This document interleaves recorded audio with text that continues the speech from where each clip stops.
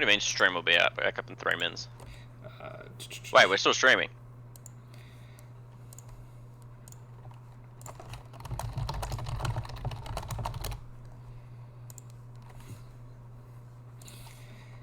Alrighty.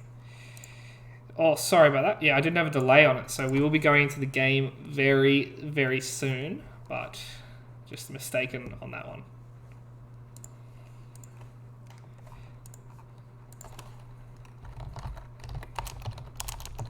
Am I still on picture?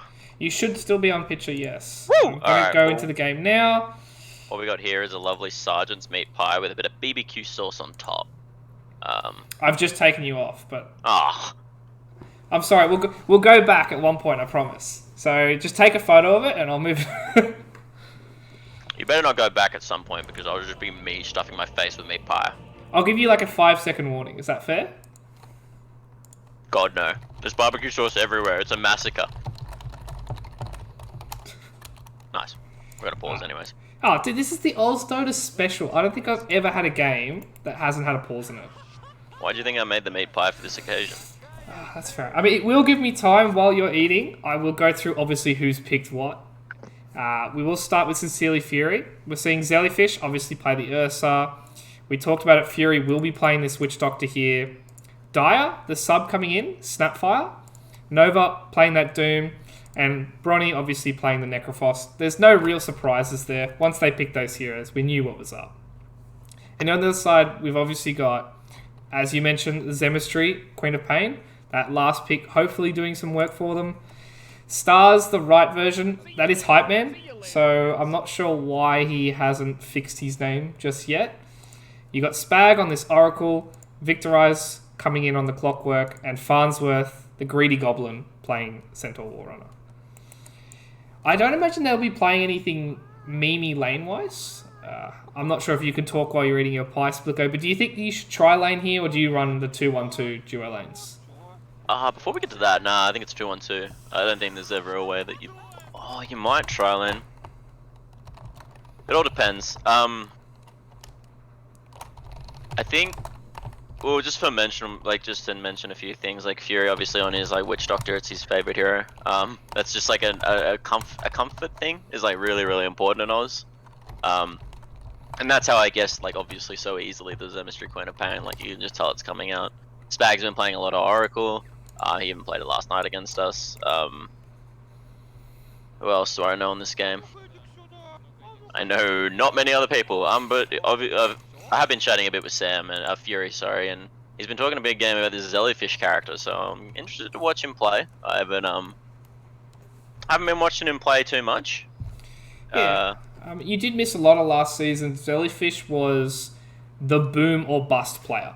I think that's the best way I can say. He will either single-handedly make the game look easy, or he will single-handedly throw the game. There is nothing in between for Zelly. And I think that's expected, right? He came in as a new player, quote-unquote. So having that new player stigma on top of you, it's always hard to get out of. And I'm hoping this season he's going to be a bit more safe under Fury's tutelage. Yeah. Talk about tri-lanes there. I don't think it should happen. Oh, wow. It's not the Necro... Okay, so we do have the Doom going into the off lane, and I think this is a really bad decision. You don't like the Doom versus Spectre? It gives Spectre a free lane. I'm pretty sure if my memory serves me correct. I am a bit of an old dog. Emphasis on the dog. I really don't know too much about matchups right now, all small patches and whatever. But it should be a very easy farm lane for a Spectre here, I believe. And in saying that, the same thing with mid. I think Quap does really well against Necrophos, so... So you're giving basically the edge to Spag for both their lanes, really? Yeah, and then... Okay, bot is, like I said during the draft, going to be very, very difficult for this early picked Clock Centaur into neither matchup, and you've got an Ursa Witch Doctor that just tears this lane to shreds. So I think a lot is going to have to look at Victorize to see how he lands, but Bannerins coming up. Yeah. I mean, it's quite the brawl. There is a brawl on the bot lane as well. We will slide over there once we make sure Hype Man doesn't die. But Spag, yeah, lost half his health pool for this one. And on the other side, they didn't really trade much here. Jellyfish and Fury obviously looking quite comfortable. With this Ursa level 1, you can't really brawl against it for that rune. Nah, this is going to be such a dead lane, and I'm really interested to see if the two like newer players, I guess, if I'll say it, like Victorize and Farnsworth, maybe less experienced, can make something happen. But Fury, yeah, really leading the charge in this lane. Jellyfish with the early Orb of Venom, just stepping up, like even just missing both creeps just to make sure their aggression is on top of them. But yeah. I think keeping an eye on this mid lane, depending on how Bronny can do, is whether or not this draft by Fury I can actually unfurl, because if this Necro does get punished, it's going to be a really hard way up. Oh, and I almost did miss the Doom pick off. Hype Man just whacking him over and over again, underestimating the Fortune's End stun duration. And they get that free little first blood. The one lane we talked about being what should be quite static and slow with the Spectre, and they're just going for it. Again, Dire taking another 200 damage. Yeah. This lane will pick up for the Radiant a little bit in the top lane, but not too much. Like, the Spectre does become more and more unkillable, and it becomes a quite worthless Doom target in the later the stages go, obviously because of dispersion. So we'll see if the lanes don't just get run over here, and the game is pretty quick. But a lot of this game is going to fall onto the back of this Jellyfish. He's got big shoes to fill and really hard heroes to kill. So. Yeah, I mean, already this hyper aggression that they did doesn't seem to have done much. Zelly's taking half his health pool pretty much for one creep. He doesn't have a salve. He's got that pooled tangos, not often you see for carries. But I don't know. I think this early aggression just doesn't look as good now. I think Jellyfish is stuck under tower farming. It's going to be a bit awkward for him for a couple levels. Victorize has grabbed the creep wave as well. Like, really niche, just hitting it into the tower. Yeah. Niche. Nice. And already pulled it away. Like, this is what we need to see from them, because these early couple of levels are going to be super difficult, but then once they get those levels up, it will be easier to get away from the Ursa, and as soon as the Centaur hits 6, he should be okay to play this lane. Yeah. I mean, Centaur already, level 3, 2 minutes in. You honestly can't ask for much more. Victorize has done very well. You said it yourself. The lane pool, pretty much perfect for them to save this lane, or at least make it playable for the time being. And in the mid lane, Bronny, I can't imagine him dying unless he makes a horrible mistake pre-6. Zemistry holding levels. Yeah. I don't know how you feel about this one. Yeah, so the big problem here is if you just click on both heroes is that base damage discrepancy. And I'm not entirely sure, but is Bron a mid player? Well, Bronny has been pretty much exclusively playing mid since he's been grinding for 7k. Okay. Like, he does get relegated to the offlane because, let's be real, who is good in the offlane in pubs right now? And we did miss Fury play a bit too aggressive in the bot lane and die for it.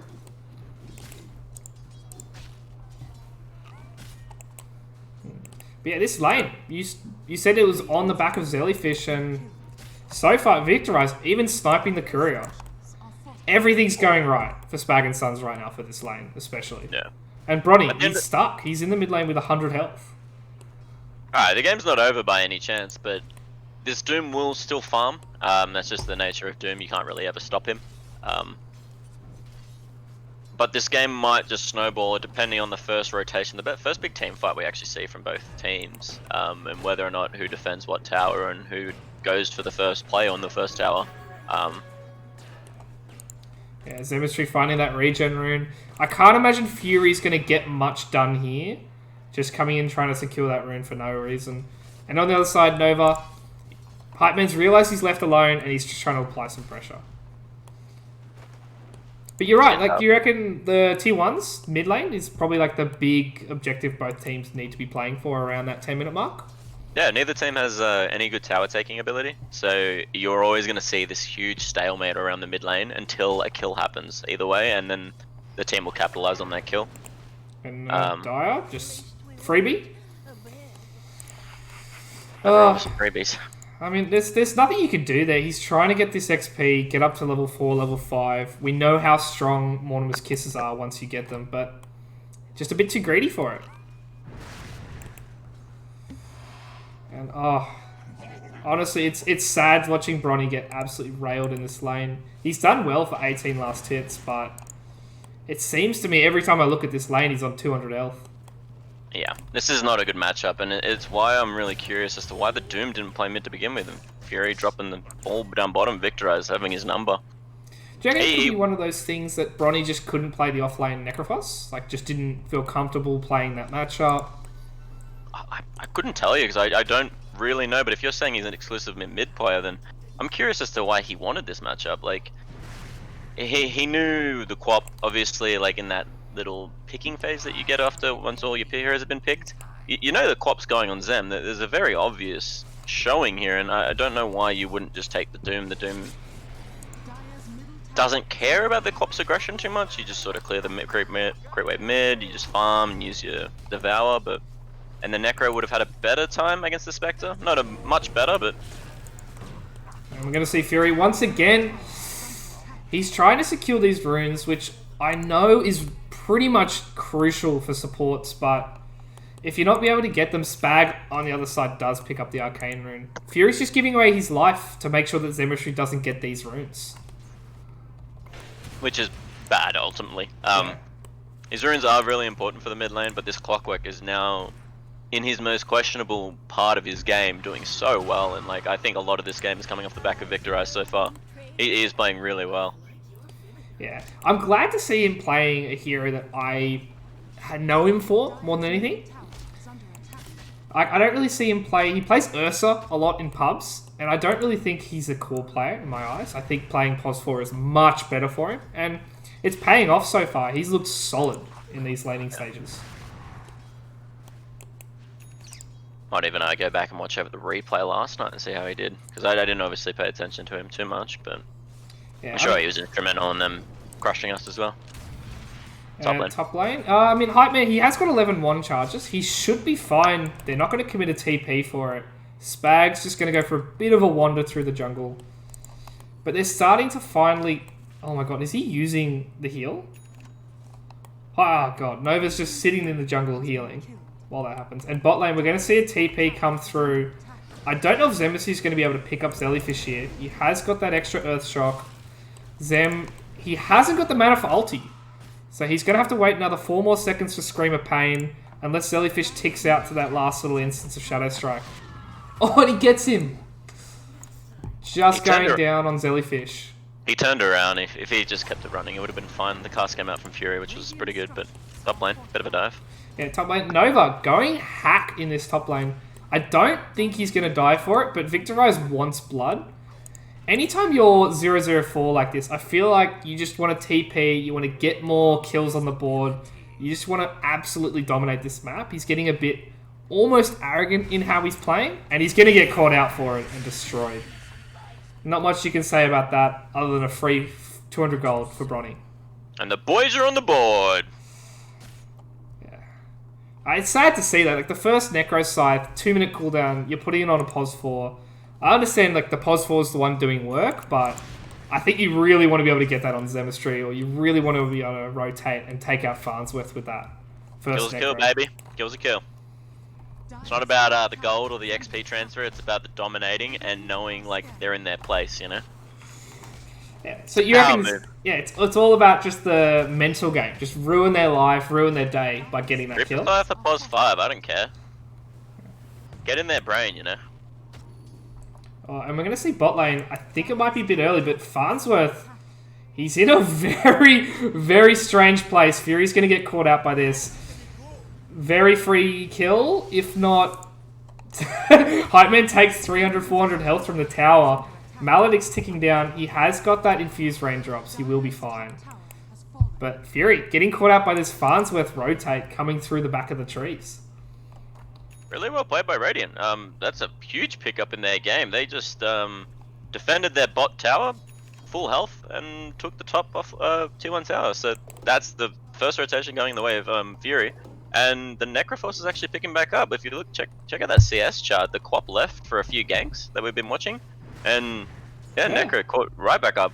Hella impressed. No deaths against this Quap either, so I don't even think we've seen the Scream, the Sonic Wave, so... Yeah, he has leveled it. He didn't have the mana in the bot lane. I think that's the only reason he didn't throw it out. But yeah, you're right. Like, all these rotations, he has got 3 kills, but 2 of them have been in his own lane from not moving. He steals the illusion rune, and this might be the first time we see Bronny go get a kill on Zemistry. Other way around. Scythe Stuff coming out. Oh, Spag Spag! comes in, saves his life. Spag is so sexy. Spag, have my kids. Spag me. Spag coming in with the absolute save, showing why Necrophos vs Oracle is such an awkward matchup. There's nothing you can do there. Like, Spag just played that too well. It was a good rotation. Victorize coming in. Not sure if the Fire Snap cookie's going to come out for Dire. Farnsworth, he has the Stampede if he wants it. Yeah, not worth. We want to use it as a disengage at this point for the Doom. Nothing else really. Alright, Farnsworth. You don't like the Vanguard? No, oh good, you even know what I was going to talk about. Nah, you never go Vanguard. But I think what Dire's been doing too much of, and I think is what Zem put his foot down finally and said, we're going down and getting the spot tower, is chasing kills too much and not doing the objectives. And opening up the map for themselves. Speaking of chasing kills, Hype Man is going to get chased through the trees. He doesn't have the Spectral Dagger, but like you said, we still have the Stampede on cooldown if Hype Man needs it. And he's still got the Horn. They might be going for a kill on Zellyfish. Has he got the TP? Oh, he's using Enrage. Okay. Beautiful. I don't hate that, honestly. Not that. Beautiful gameplay by Sincerely Fury. Look at that. Even forcing out the Stampede mid, but they just traded a tier 1 bot for probably arguably the best tower in the game, the mid tower. So yeah, definitely. Sincerely Fury are winning these engagements by not actually fighting these engagements. Who knew? Oh, it's perfect. Like this map rotation is absolutely awesome. Like gameplay to watch. Like I really enjoy watching. Like when you hit just clean timings, trade really well, and focus on lane creeps. And if it's Hype Man's biggest downfall, quite easily, is he really gets a bit horny for some jungle creeps. So yeah. I don't know. Perfect. I think sets.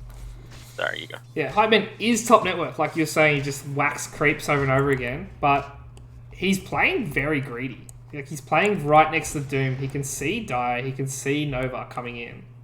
I think the way the Spectre is playing is absolutely fine. It's the rest of the team and like the objectives they're trying to claim.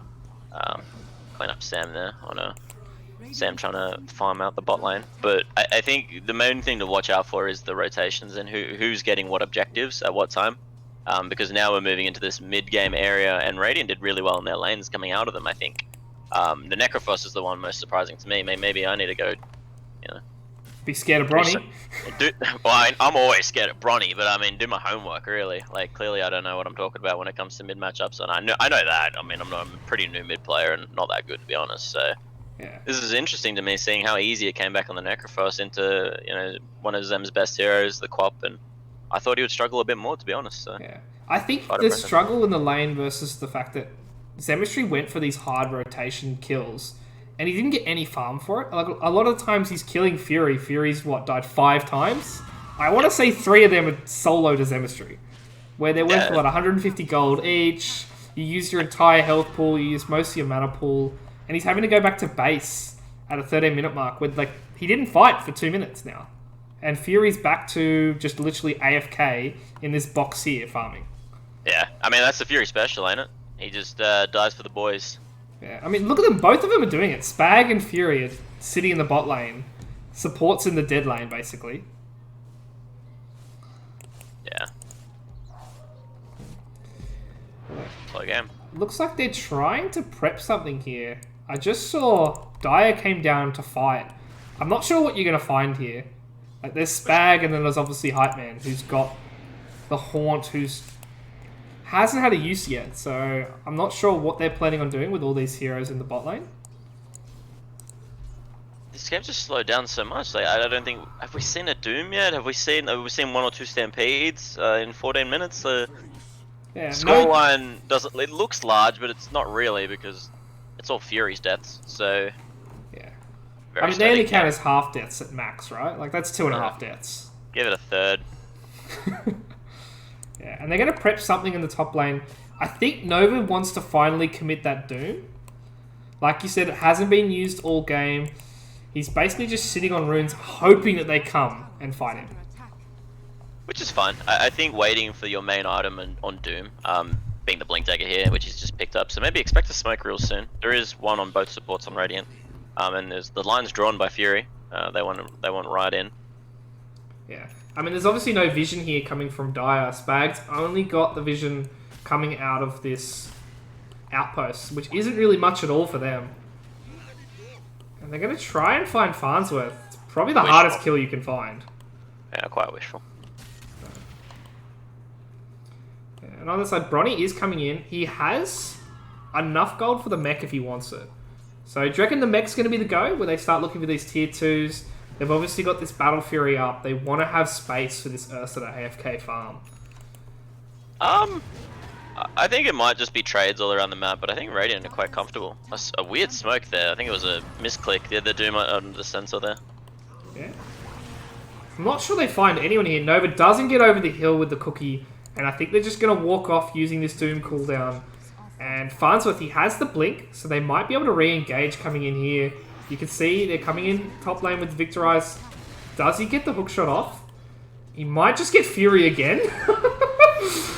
Oh, Fury's going to die in the backline. Dire gets blown up as well. And now Zellyfish is left in the middle of nowhere. Absolutely left alone by his team. Let's see if he can make anything special. He does pick up Zemistry. That's an absolute freebie that he shouldn't have got, really. And he might just get away. Farnsworth has the blink. He has the hoof stomp. And he doesn't get it off. Oh, Zellyfish playing very, very solid Dota in this top lane. And they're going to turn it around on Spag and also Hype Man at the same time. And just as we talk about Fury being this POS 6 dying every teamfight player, he bought back in the middle of that fight. I don't know if you realize. It cost him like 4 fingernail clippings or something. It really doesn't cost that much. So yeah, throw it away. Why not? His death cost is 44 gold and his buyback's 350. So he basically lost a portion of half of boots. And they're going to look for more. I don't think Nova finds anyone. He has the Blink Dagger, but he has no Centaur stop. It's a bit of an awkward play from him. He can't really do anything by jumping on someone. And Farnsworth's coming in. Zellyfish on the backline by Victorize as well. They're going to look for him first. They're going to destroy him. Hype Man's going to get stuck inside with Fury and get the scythe on top of him. Spag saves him though. Absolute play using that false promise. I think he's going to go down at the end of this false promise though, coming up in 2 seconds. There we go.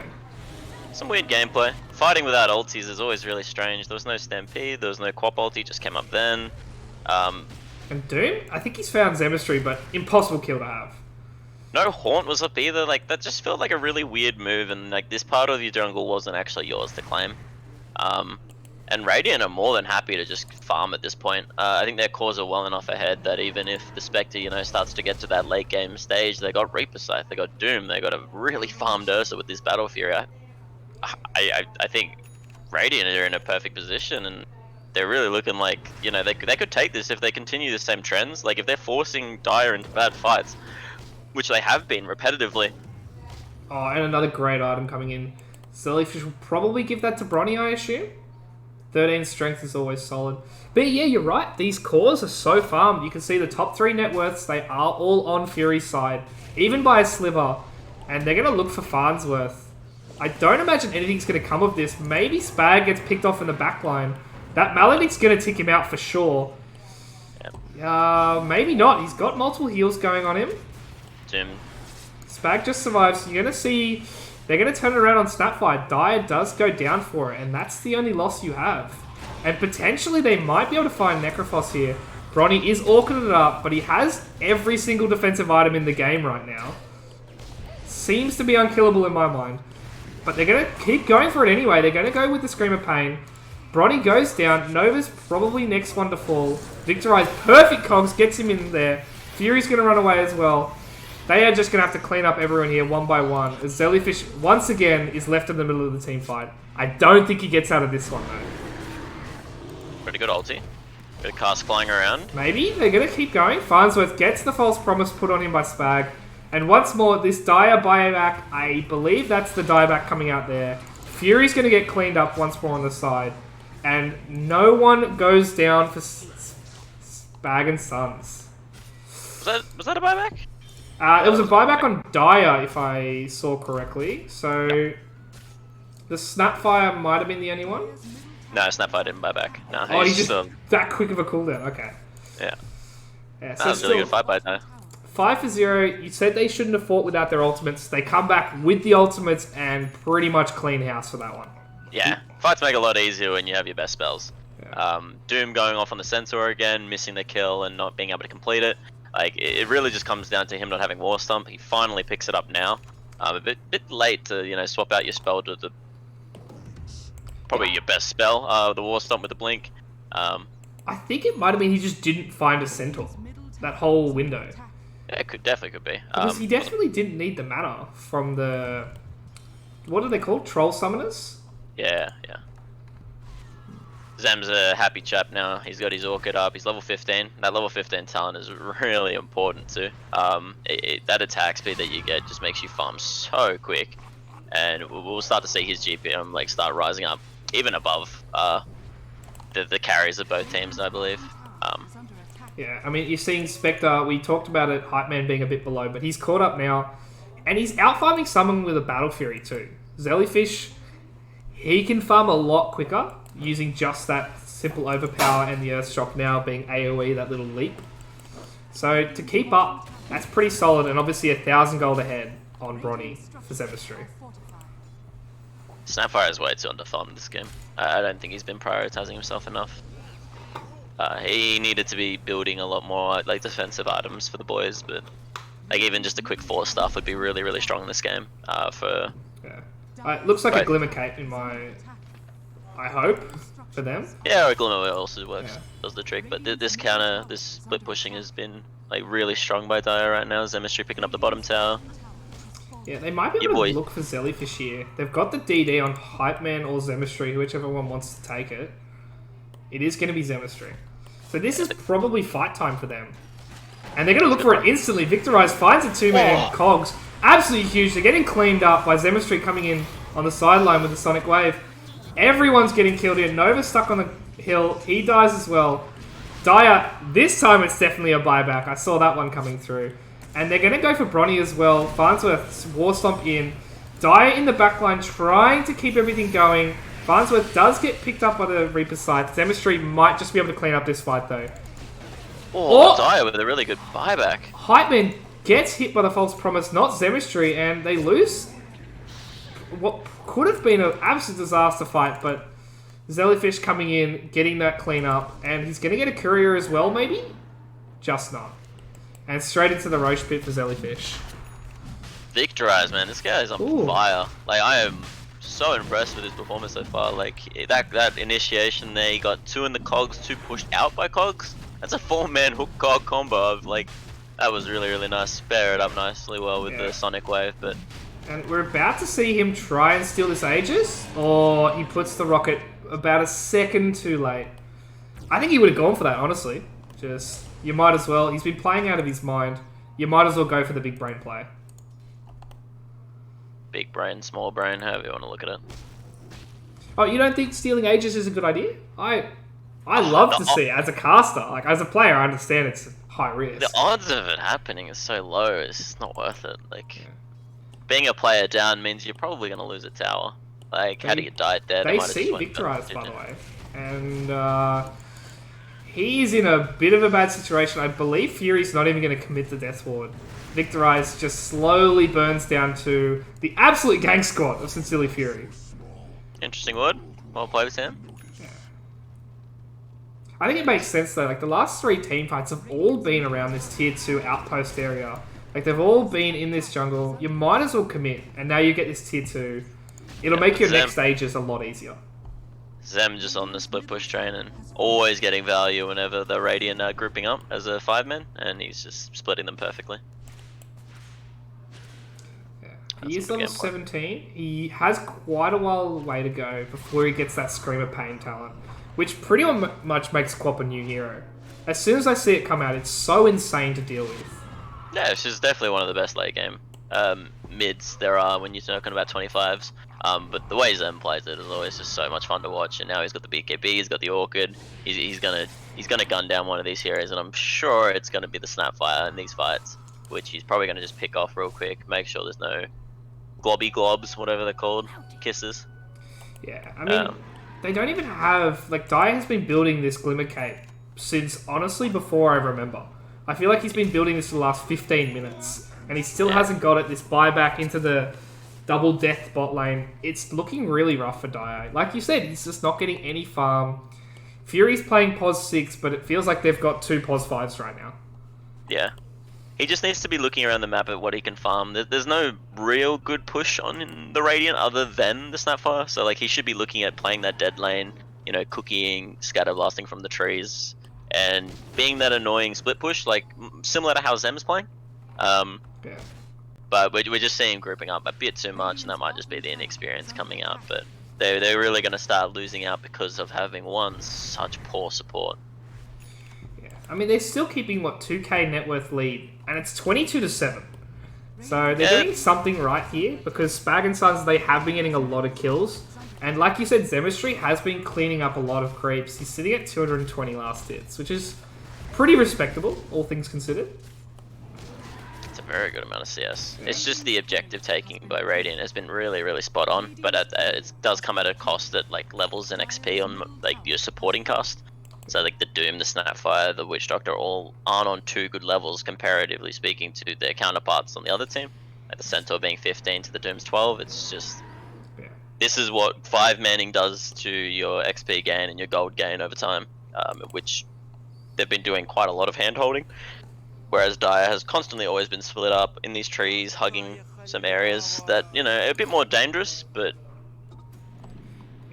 I mean, it is quite dangerous, but as you can see here, both these heroes might be sitting in the jungle. Farnsworth does TP out, but that was a failed smoke gank. I'm not sure if Spag and Sons spotted it out. They didn't have any wards to see it happen.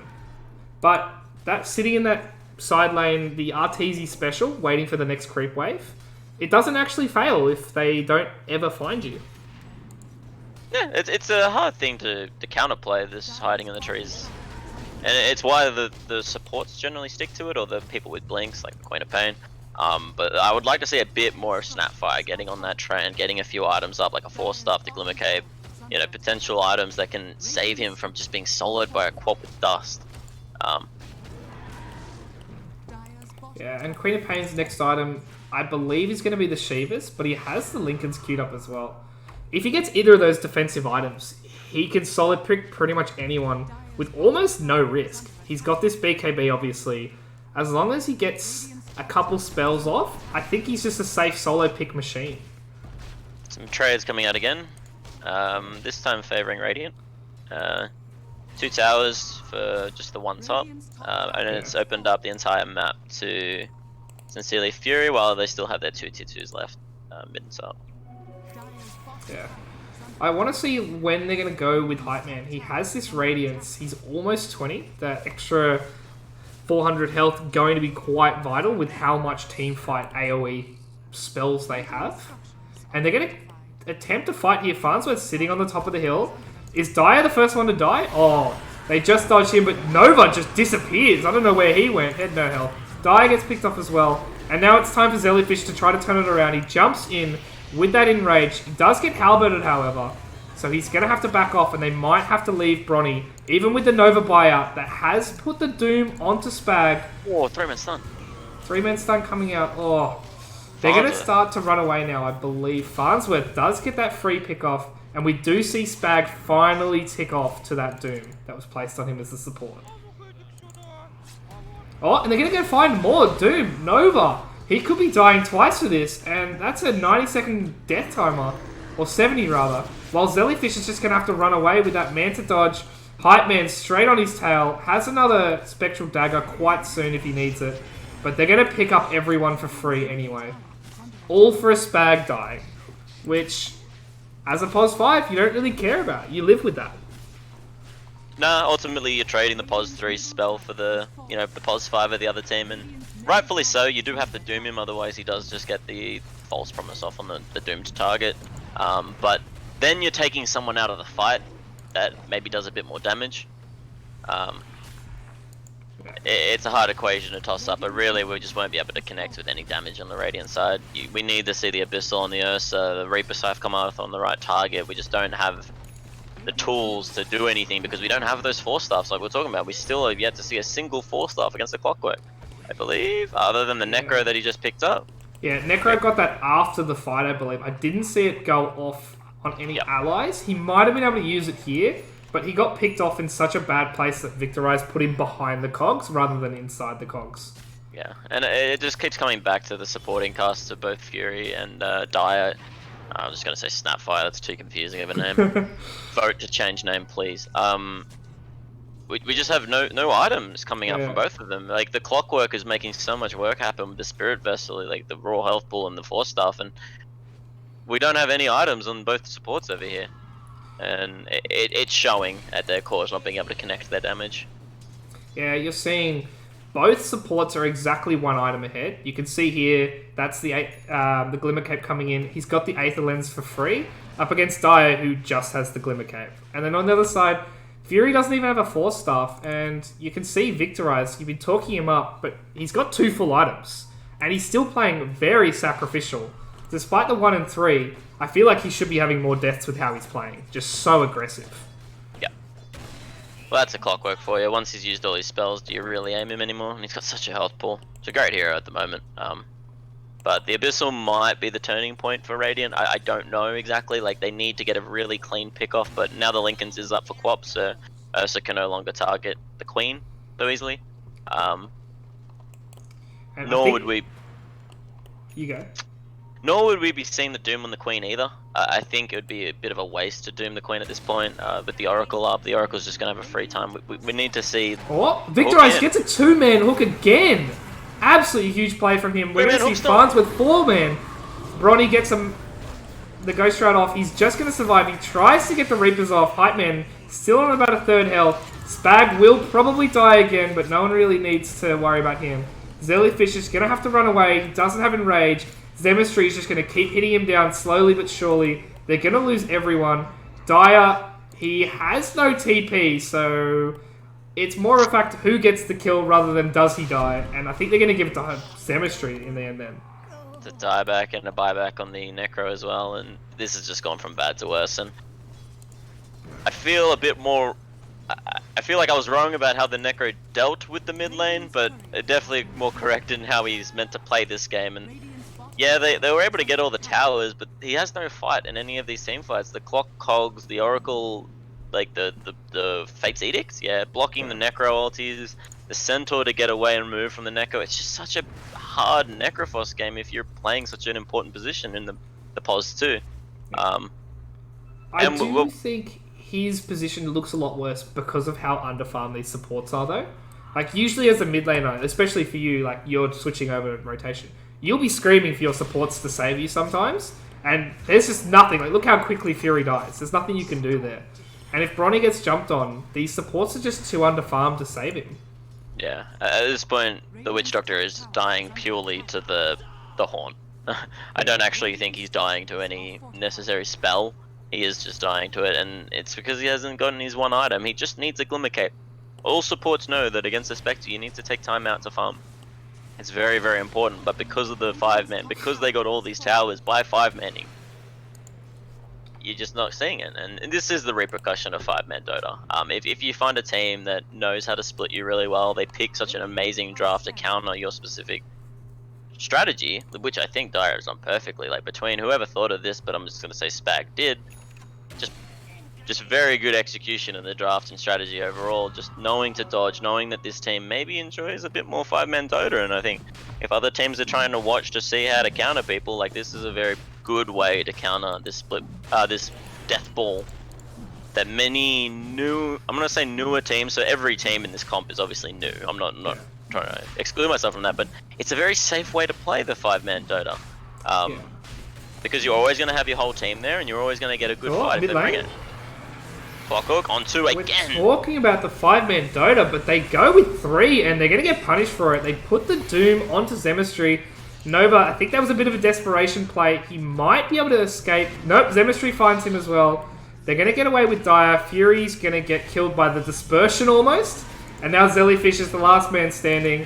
They buy back on Fury, but I don't know if Fury's going to make it to the team fight. He's quite a bit away before Dire and Zellyfish go down, leaving a solo level 12 Witch Doctor to defend the base. They don't even care about the Roche anymore. They see there's blood in the water, and they're going to go straight into the base to destroy the tier 4s.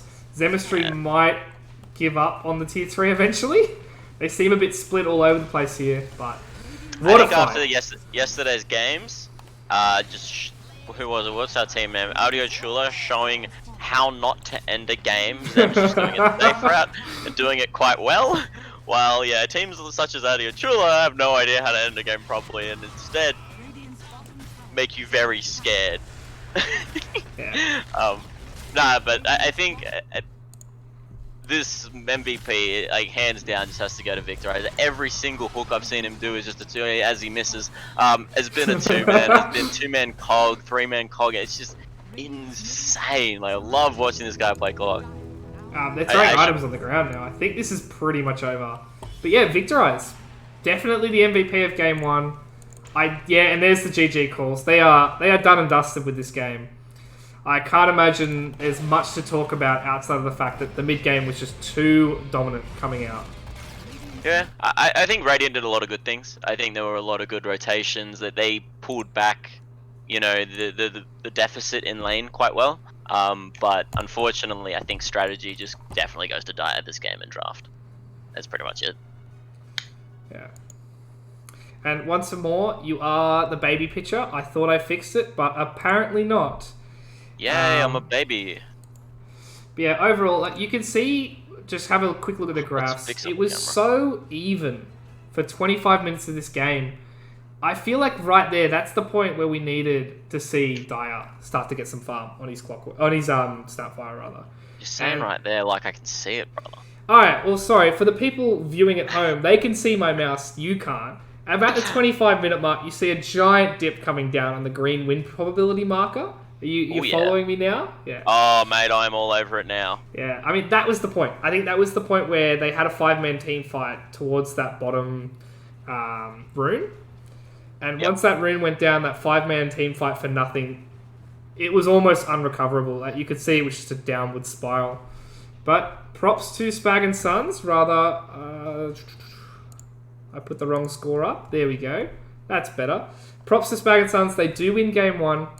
We will have to come back in about 5 minutes for game 2, and we won't be long. I will just send us to a quick 3 to 5 minute break. Don't go anywhere.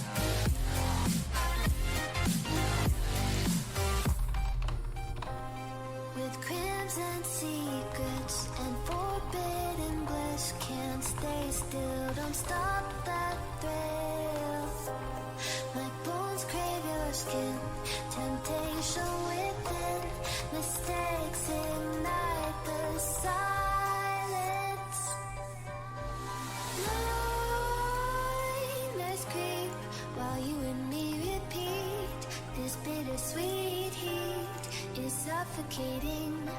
I'm waiting and always hesitating. Kryptonite desires set my heart afire. Heart on fire. Set my heart afire.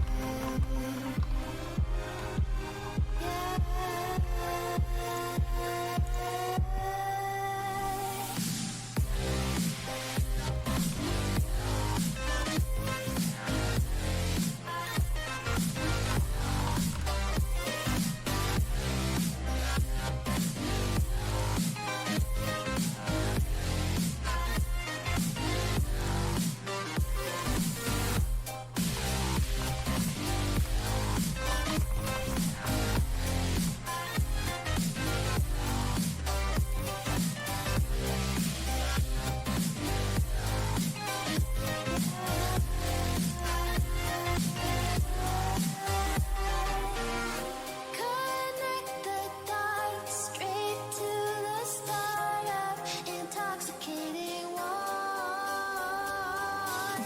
Lingering touch, these soft words whispered in the dark.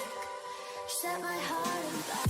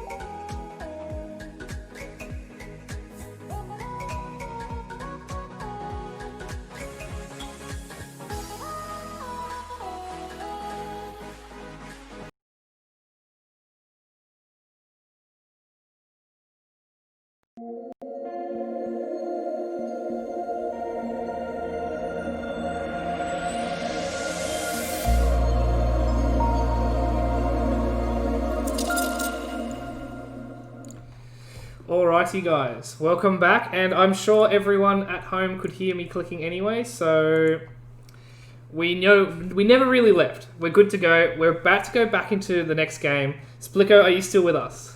Click, mate. Click, click, click, click, click.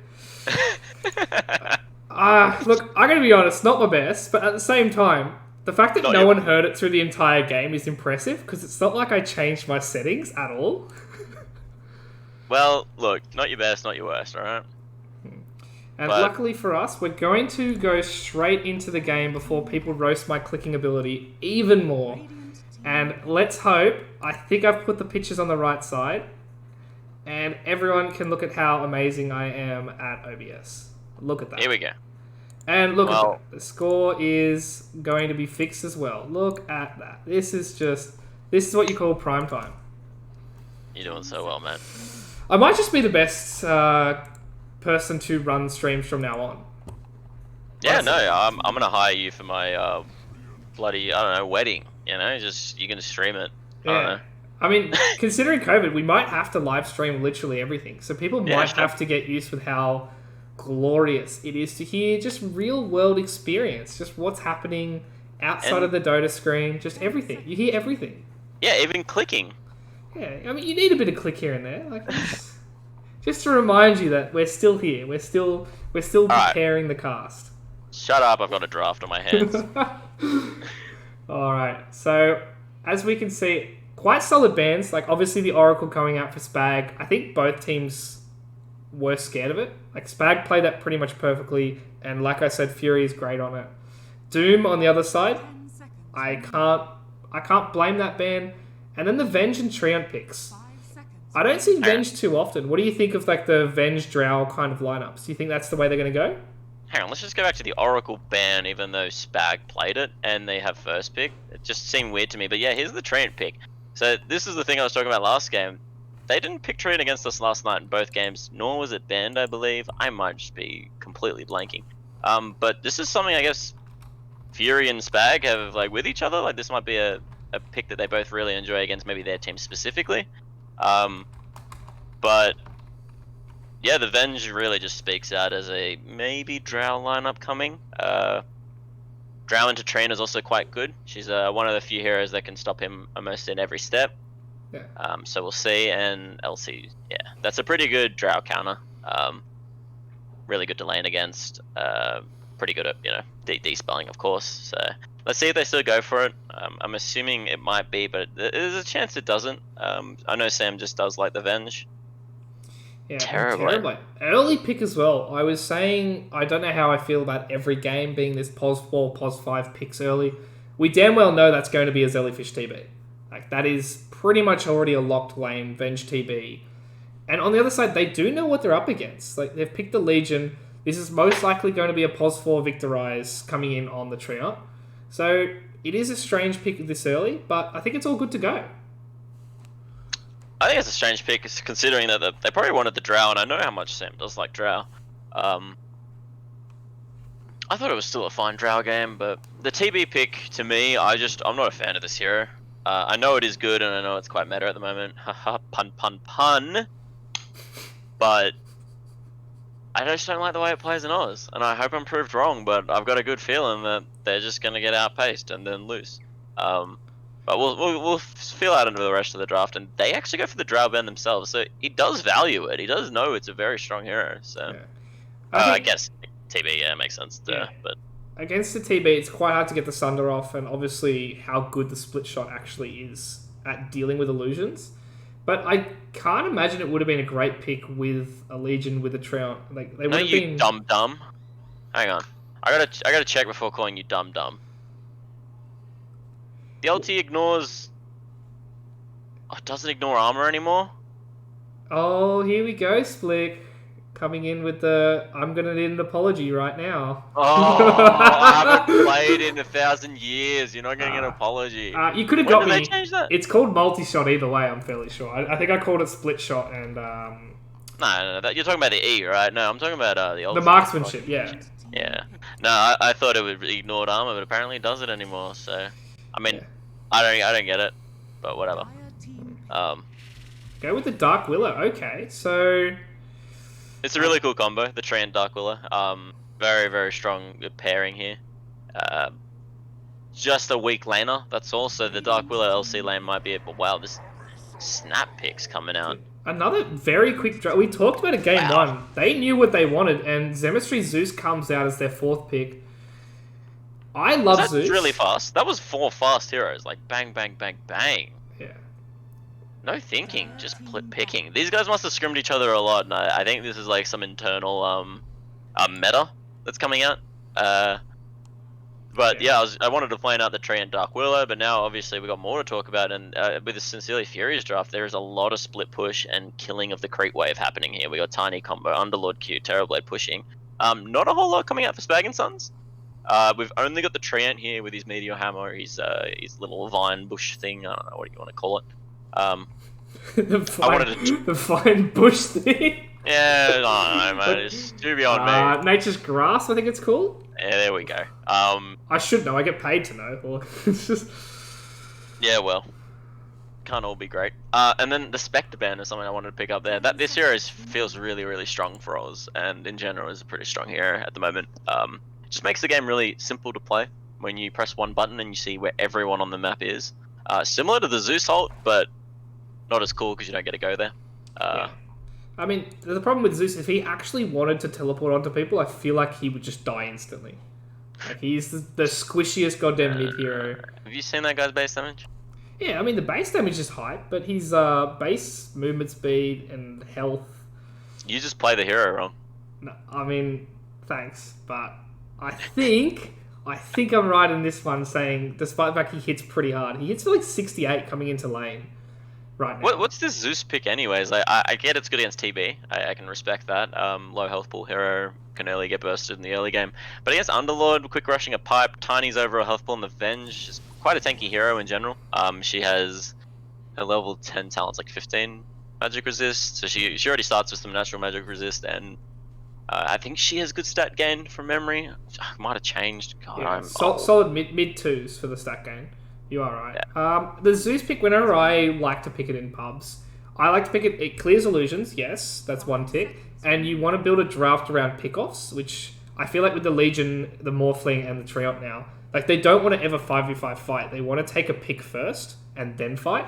And Zeus is probably one of the best mids for that because you just hit the R button, you put the Nimbus down, it's 700 damage global, and you usually can get a pick from that. Like if Legion can't win a fight with 700 extra damage on top of his head, the Legion's built wrong. Like the Legion has done something really bad that engagement. So I think that's why you pick it, but it just leads yourself to get abused in the mid lane. If they pick anything with high mobility, like they ban the Storm, Bat, and TA, so it should have been when they saw the TA and the Bat and the TA bans, they probably should have thought something was coming. But you can't really ban against the Zeus. Like you don't want to ever waste a ban on it. Yeah, this Morphling pick is really strong here. There's a lot of nice morphs in this game. Obviously, Dodoi, the Terrorblade, but the Underlord is actually quite interesting too. But yeah, good matchups for the Morphling all around, not a whole lot of lockdown for him, so he will be able to move freely around, and it is a hero that Hypeman does like.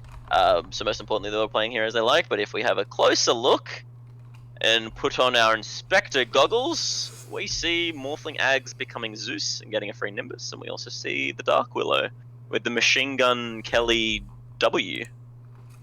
You reckon that's why they're doing it? The Morphling Ags double combo? The Nimbus? It's gotta be. It's gotta be. It's gotta be either the Zeus or the Dark Willow. It's gotta be either one of them, but they're gonna do it. They nerfed it quite heavily, so now if you switch back into Morphling, the Bolt doesn't actually do any damage, which feels really janky. Okay. I'm not sure why they did it, because no one really played that combo that much anyway, compared to the Earthshaker goddamn memery. So, is the Dark Willow thing still good? I mean, Dark Willow, you're stuck in the Dark Willow form, right? So you're good to go. So you can do it that way, but you can't use the Zeus Nimbus. They do go with the Puck, however, which is quite a solid pick to be able to pick off Hype Man with the Silence. Obviously, you go the Blink, and then the Ags later on, and then you can get on top of Zemistry Zeus quite comfortably. Yeah, it's just the LC debuff. Like, you can't pick anything into the debuff, but it is a really nice one where it sort of doesn't feel good to get Ags on the Puck because the LC can just debuff the carry straight away. Like, the LC can remain in the coil, he doesn't really care about his own life, but if the Morphling is ever coiled, he can instantly break and then instantly get debuffed to not cop the 4 seconds stun. But in general, it feels like a really, really good Morphling game here, and a really hard Zeus game, I believe. Possibly, but we all know how good Zem is, so. Zeus is playable entirely if they commit everything to keeping him alive in these team fights. So if he is never at the front line, never shown before these fights, that's how they have to play him. But it comes down to Sincerely Fury. If they find him with Dire, Pos4, Tiny, if they find him with Bronny, if Fury gets a swap off, Zemistry's just going to get cleaned in these team fights. I know it's all nice and easy to say that, like, you know, it's easy to kill a Zeus and all, but the Zeus never shows. He never plays too easy to kill, and then let's take a look at the other 4 heroes on the team. Very difficult to kill. I don't know if Radiant are going to be able to succeed many kills, that's all, without the Puck. Like, the Puck is so crucial with this Sans, because the Treant, the LC, and the Dark Willow can all, like, you know, slip away really quickly. Yeah, definitely. With all their natural spells, obviously. So, I don't know, succeeding a kill is really going to come down to Dire. Okay, I gotta not do that anymore. Tiny picking up his Blink Dagger at a good timing, because I think without it, they're gonna really struggle to find these pickoffs in the fights that they want. Yeah, definitely. It's gonna be another game where the Pos4 has to go huge. You're definitely right. Like, we saw Victorize pretty much put the team on his back for about 12 minutes last game while his teammates were farming. And this time, Tiny has to do pretty much the same thing. And he is a nice pickoff hero. Like, if he gets an early level 6, level 7, he gets 4 levels in the Avalanche, he can definitely find some good damage. But this isn't going to do anything here, I think. Just need to see his blink timing be really good this game, which is hard. It's no easy task, and it's not something that's really achievable every game, but he definitely just needs to find his farm this game. pretty much the anti to what he did last game. The opposite. We just don't want to see him group up with the team a lot. Yeah. We'll have to see how he goes because Spag is a fiend on this tree and he loves this hero and he's really good at it. I was definitely scared going into the games yesterday that he'd play this. It makes one lane really easy and then the dead lane is always farmed out by a pos 5 that is really hard to catch.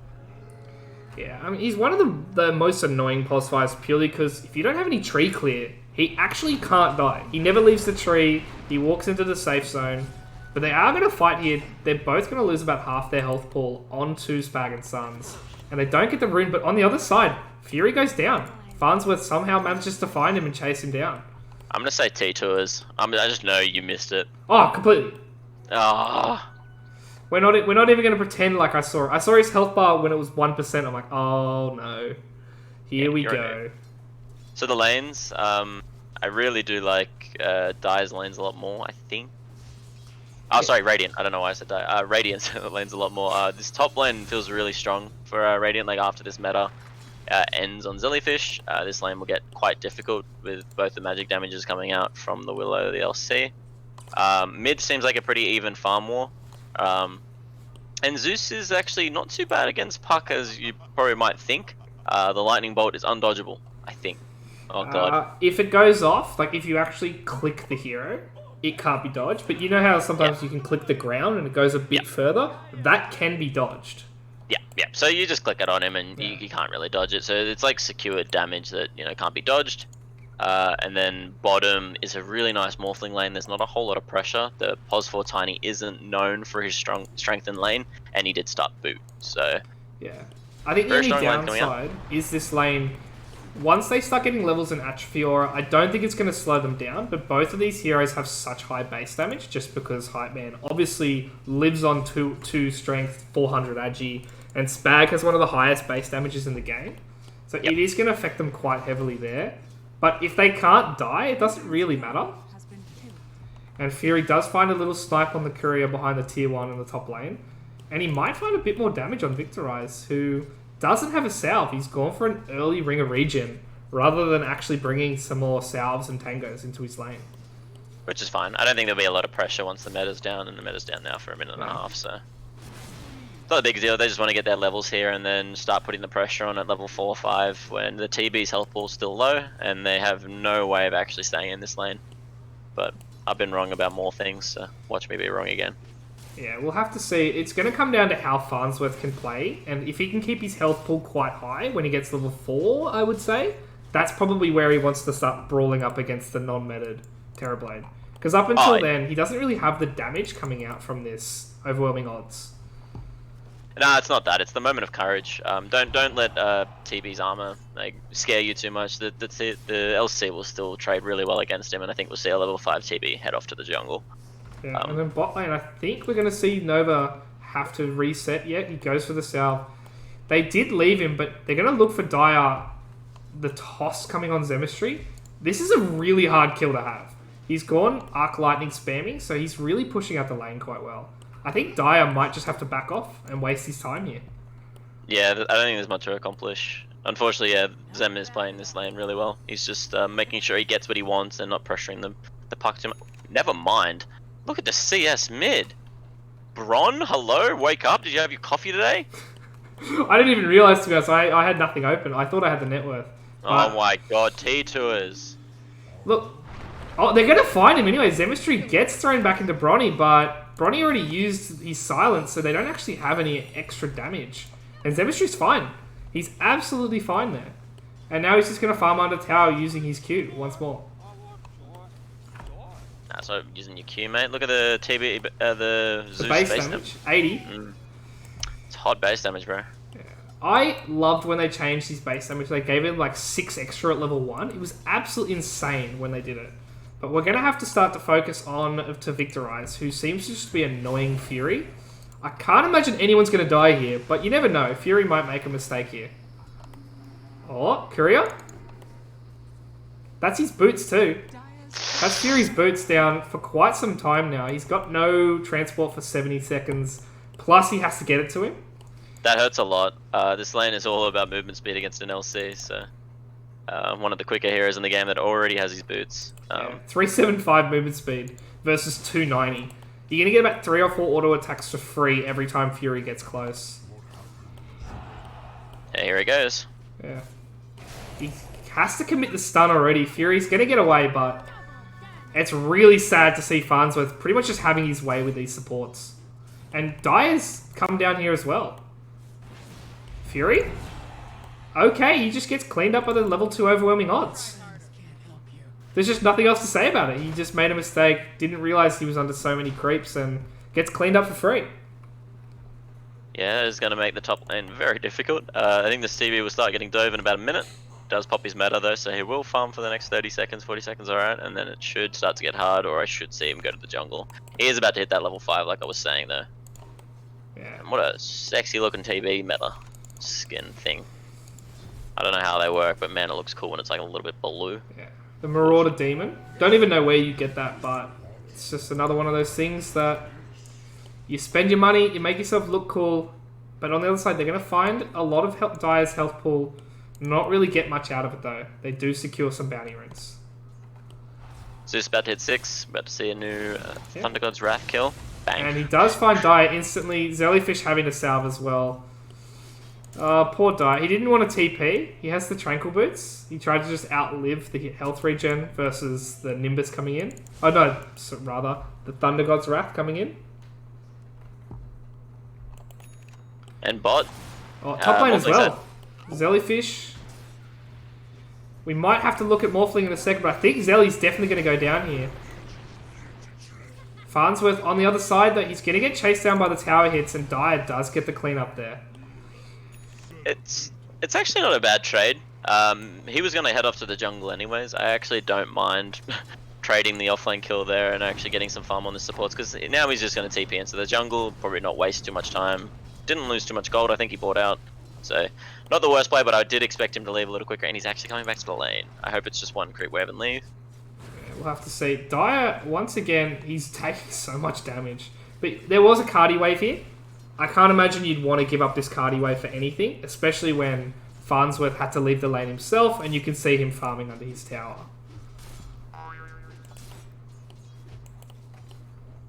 We'll have to see what he does here. He has gone 3 levels Conjure Image. Pretty stable for going to the jungle.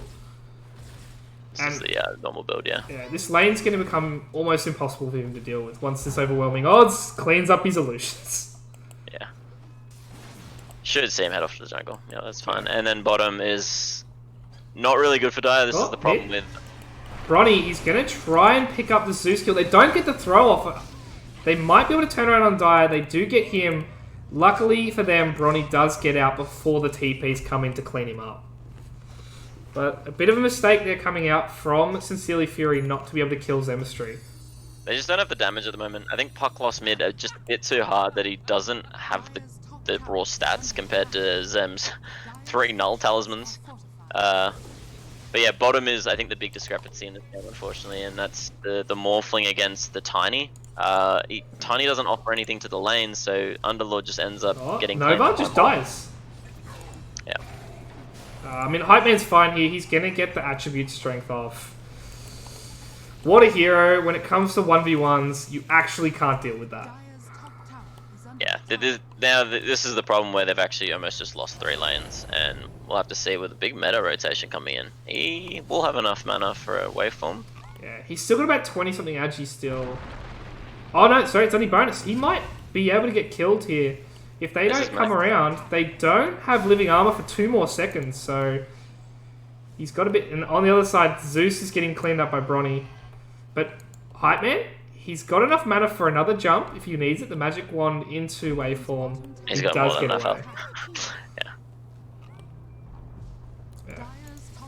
And the other thing we didn't really talk about, if he gets living armor while he's on this 50 health, 60 health... Oh, Bronny, 4 level silence. He does find him. I think he's just going to kill him. I don't know why he's waiting so long. He's just healing. Am I missing something here? He should kill him, right? Yeah, no, that's a dead hero.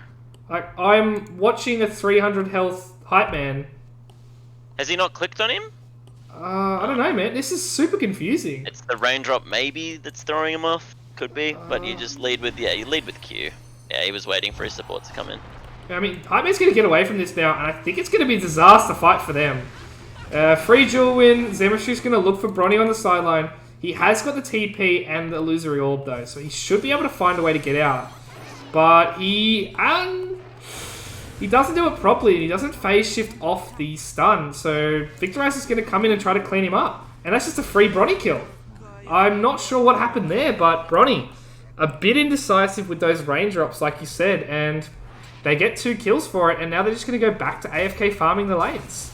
Yeah, he was at 200 health at one point farming that jungle. He could have just threw out the Q, through the raindrop. I think 70 damage is enough to proc it. And yeah. Yeah, 70 damage is more than enough to proc it, and then hit him out the silence.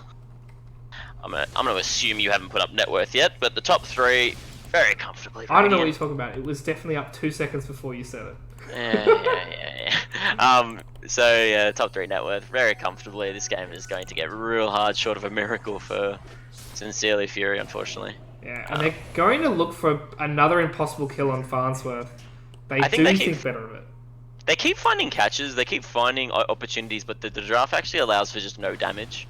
And that is always an issue that you're going to come across when you pick heroes like Puck and don't do as well in your lane that you assume you're going to. And similar with Vengeful Spirit. Unless you have a strategy in mind, she can be a bit of a sack in terms of the hero. She just becomes an aura.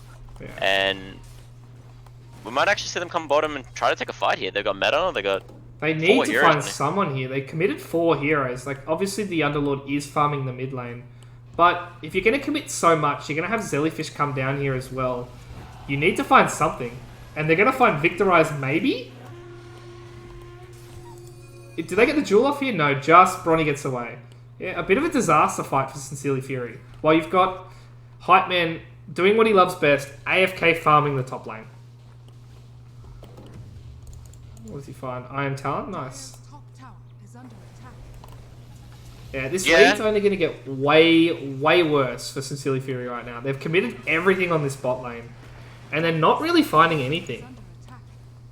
That gold discrepancy is just rocketing right now. We're already up to 7k. Yeah, it's about to get real hard real soon. And Nova not even going for like an active item, just going for a mana boot, and actually look like he might die up here. Do they find him? No, but luckily he does get away. He has no Pit of Malice. He's got all in on a farming build. And they do find him anyway. Zeus doesn't even have the level 12. He gets the level 10, and that's enough for him to clean up. And on the bot lane, they might be able to get a free duel win here. Fury's just getting cooked around the lane. Yeah, they do get another one. That brings him up to 20 for 12 minutes in. Nothing too flashy, but free damage is exactly that. Free damage for him. And Victorize, he's gonna look to annoy Jellyfish in the lane, in the jungle rather, once more. I don't know how they catch up here. They're getting choked into the triangle and 2-3 camps on the safe side of their jungle. I don't know how you're gonna catch up on this Jellyfish TV. This game's gonna look real hard once Zeus has his eggs. The game might even just come to an end, I think.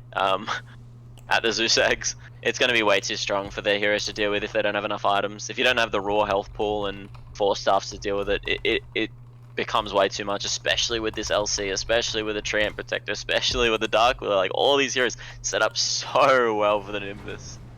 So. And Nimbus is going to come out in about 4 to 5 minutes, I want to say. He's 2.5k off. And that's what, 2 solo picks and another 3 minutes of farming. And he'll have that. Yeah, game is looking very hard.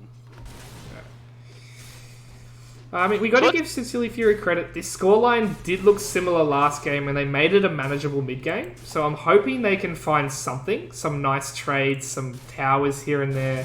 But right now, it's not looking great. The difference was the net worth. The net worth never came away from being 1 to 2k, and in this game, it's already up to 8k. It's becoming a bit too much at this point. And I would like to see Sincerely Fury recognize this, discrepancy and go for some all-in smoke play and actually catch this Morphling up top. With a few morph kills, you can turn anything around. The hero does always sit at 600-700 health. Like, you can catch and kill this hero if you get lucky. Yeah, I think they're waiting for the blinks. So you talked about Dyer getting an early blink. He's about 1,000 off. but Bronny is 200 off. Like, if he can manage to get this blink in the next 2 minutes before Hype Man's ready, and like you can see, Hype Man's going straight E-Blade. He's not going anything defensive at all. But yeah, they're going to look for him, and nothing's going to happen with it, except for Dyer dying for it. Oh, that's awkward. It showed, the Zeus ulti instantly showed where their heroes was, and Hype Man quickly recognizing that no one was actually nearby. He's like, alright, well this is a freebie. Yeah, I mean, I think he's lucky Fury was just a step behind. Otherwise, Fury probably dies there too. Yeah, like that's a level 5. He's only got the stun at level 1, 1.5 second stun. Hype Man probably 4 or 5 shots in. It's going to get even easier once he gets this E-Blade in the next 2-3 minutes.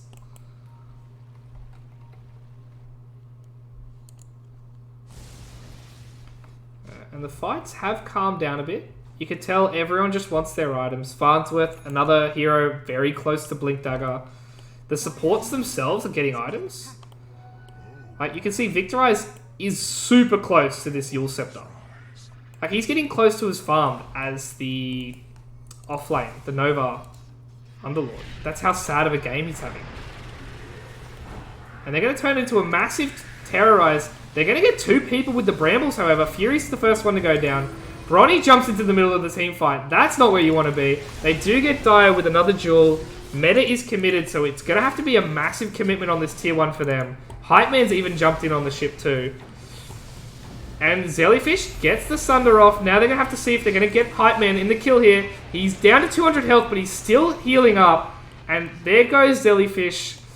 And now they've run out of damage. They're going to have to start going on a full retreat mode for Sincerely Fury. Bronny does have the blink, however, so he might try to jump in and pick off this 700 health Hype Man. And Zemistry might be the target instead, but he doesn't have anything for him. They're going to watch Zem! No!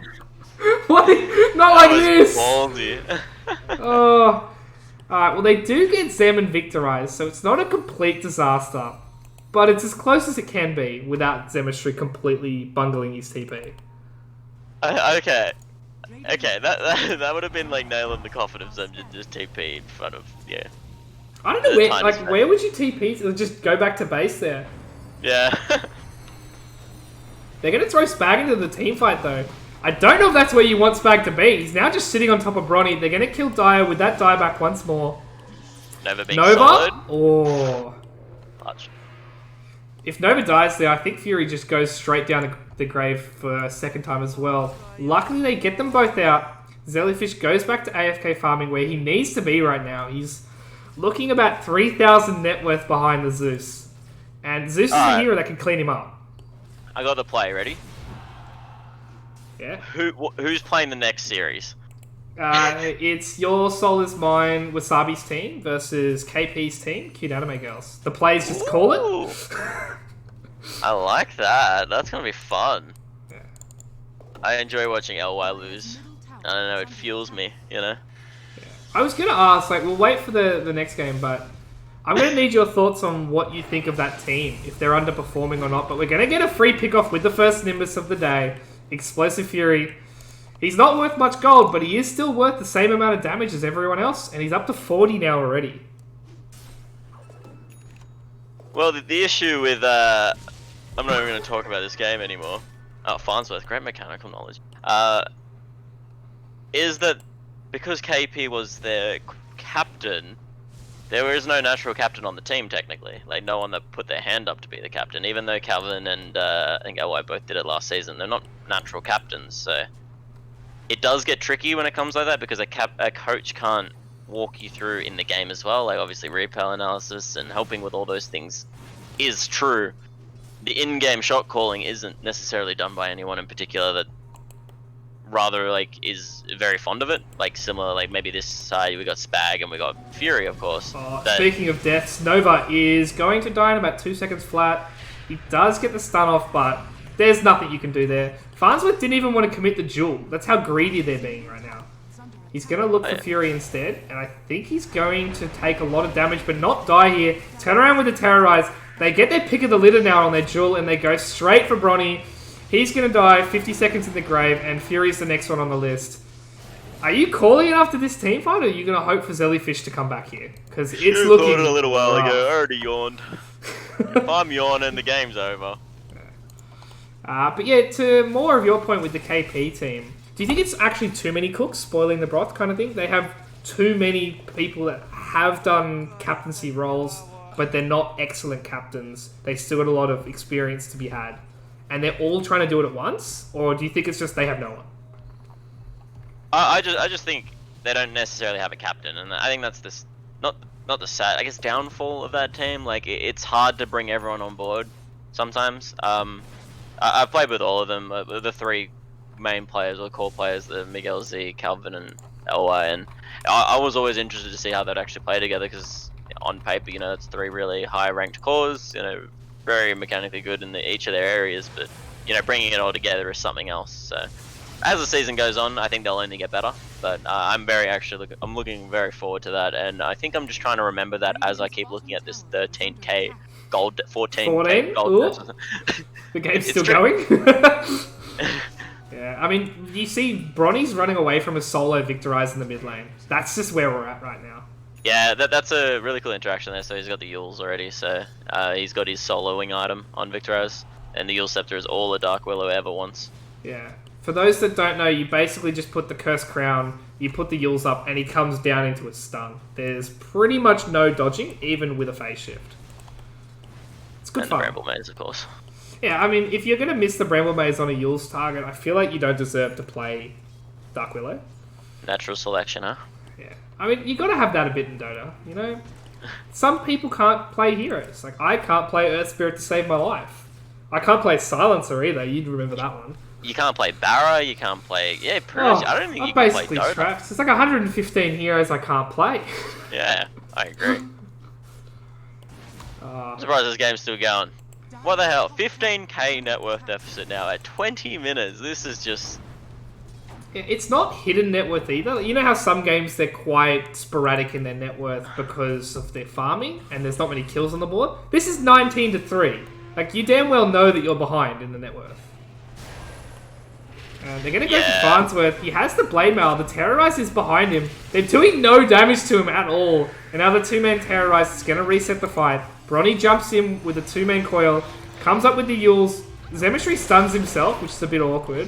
But Bronny's just going to get 4-shot in the duel. And now it's cleanup crew. Jellyfish goes down next. Fury, then Nova. And I believe Dire's not going to make it out either. Look how fast he is. 473 movement speed. Dire... He has no blink, and it's 22 minutes into the game. Surprised there wasn't a GG call on that fight there. Maybe they're seeing if Dyer lives. They don't want to like ruin his KD unless they have to, but there we go. He goes down as well.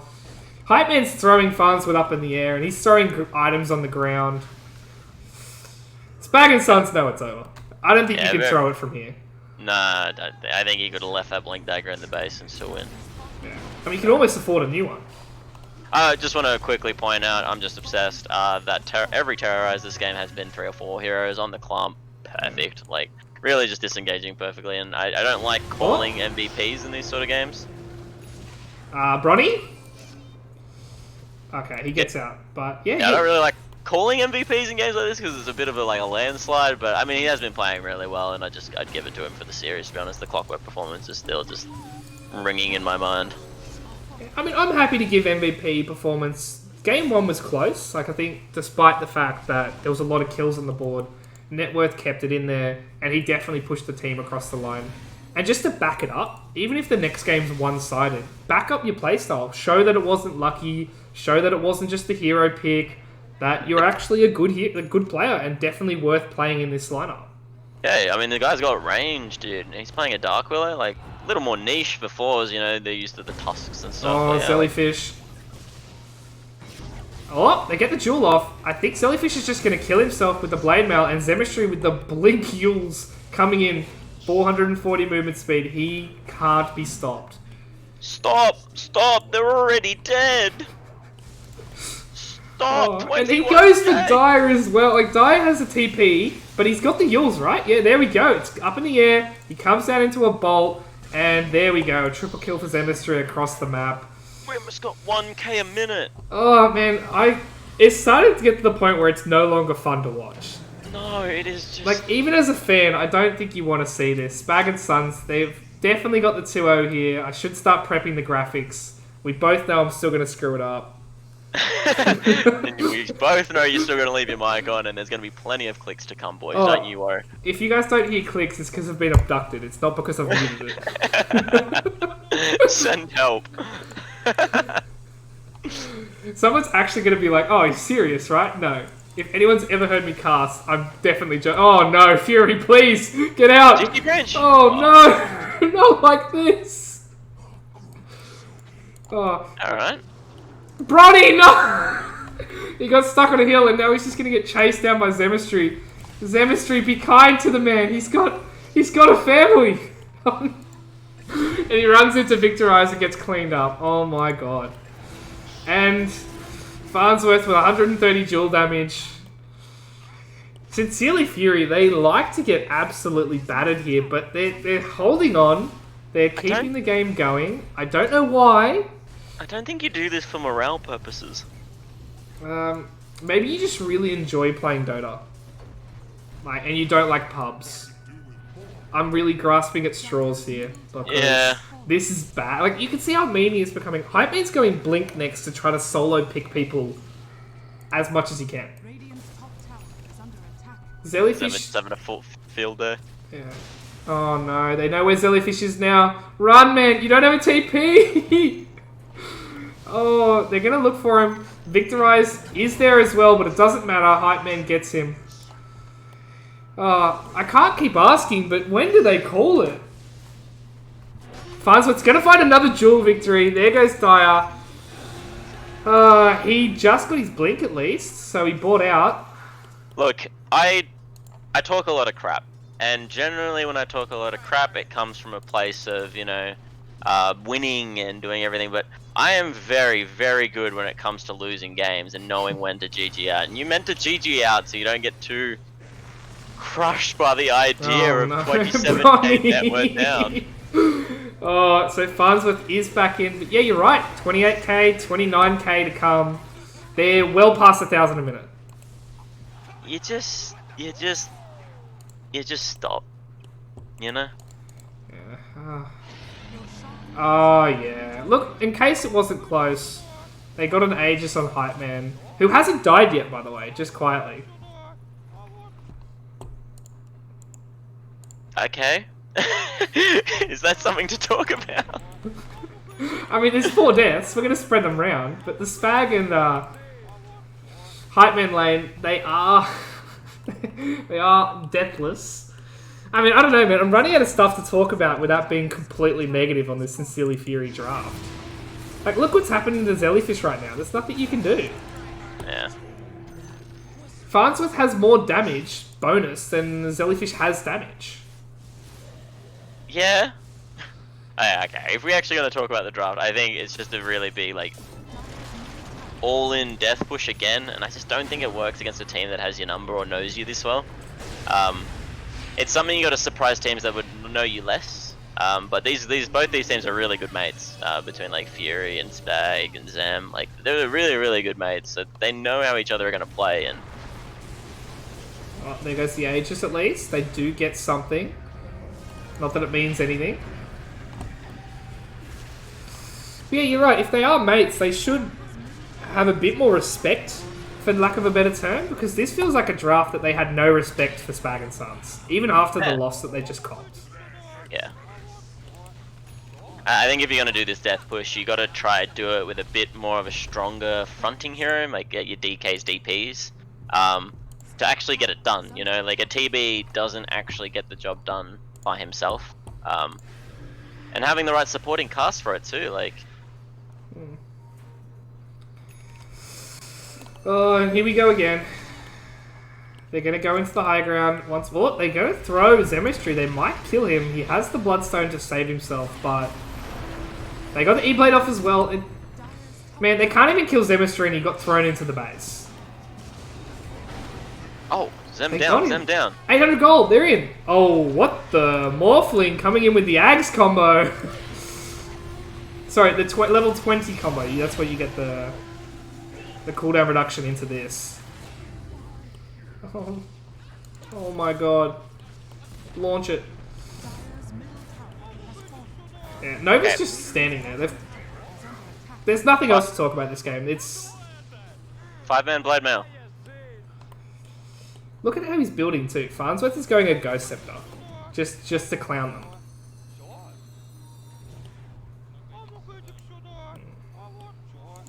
Oh, here comes Jellyfish. They found Spag. They do kill Fury in about 3 attacks, and Jellyfish goes down instantly as well. Victorize does miss Bronny, so they've kept the puck alive, but Farnsworth is just soloing the rest of the team.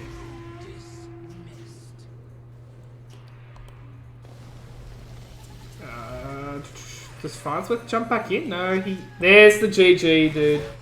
We've Oh my finally God, been thank God. relieved, Splicko. It's Oh, finally I need a here. coffee. Oh boy. That was Spag 11. and Sons. They get the 2-0 in probably the dirtiest game we've seen this season, rather. This ever. I don't think I've ever seen such a beatdown in my life. Oh man, that is a 45-5 game, for those wondering. And I don't think there was ever a time where you could say Spag and Sons weren't ahead. You look at the win percentages, the XP, the net worth graph, everything is going straight up for Spag and Sons. And they clean up, they get the 2-0, and well deserved for them as well. I think we just try to talk about the first game if we want to talk about anything. There were some good notes coming out from Sincerely Fury after their first... I think they won 2-0 in their first game. But yeah, I think Spag and Sons showing why they're quite dominant and probably one of the top dogs to beat in this tournament for sure. They look really strong, and I think their style that they've got, it like suits them really well. Yeah, I think definitely one of the top 3 teams we're looking at here for sure. Yeah, definitely. We do, however, have another game. We are running a bit early, however, so you might have to wait about 10 more minutes before Your Soul Is Mine versus KP's captain's team, Cute Anime Girls, coming in hot for the next game. Give me some predictions on this one before we go, Splicker. No idea what's going on in that one. That one is going to be a brawl, I think. I am pretty excited because it's like whether or not LY has actually woken up and is ready to play some Dota.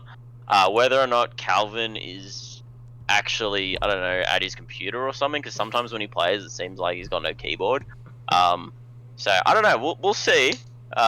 Or if Miguel Z maybe can just backpack the both of them and carry them to another victory. But I don't know too much about the other team. I couldn't even tell you players on it. If you maybe could freshen me up. Oh, I'm going to just give you a quiet little... Miguel Z won't be playing today. I believe they're going to have a sub coming in. Ooh. So that might change your mind a bit. But on the other side, obviously, it is Wasabi's led team. They've got Haha Guo, HTW. I'm drawing a blank at their other 2 players, but if you give me 1 second, I will cheat and look it up.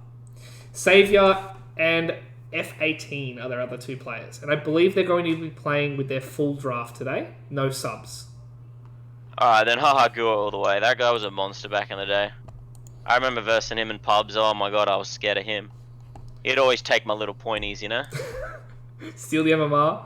I don't know. We'll talk about it when I see it. I need to have a coffee. I need to wake up after that bloodbath. I'm like done No mentally. worries. I'm hurt for them.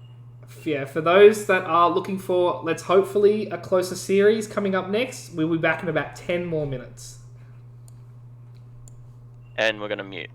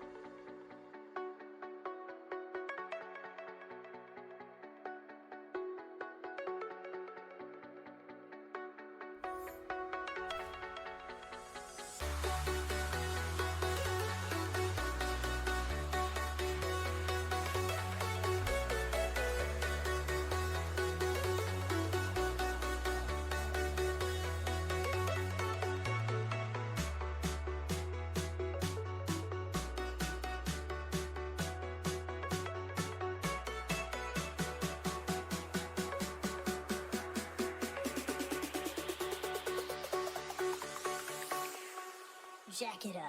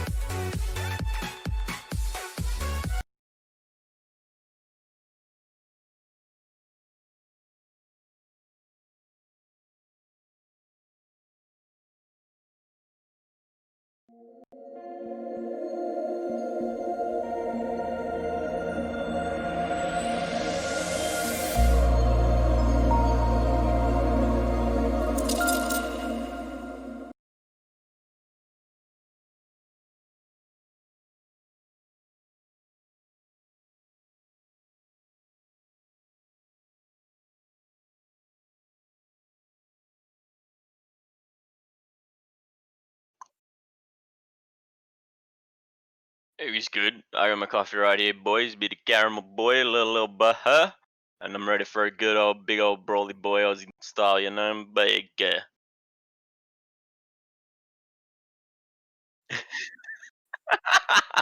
don't think I had a clue what I said, man. After that last game, I'm done. But,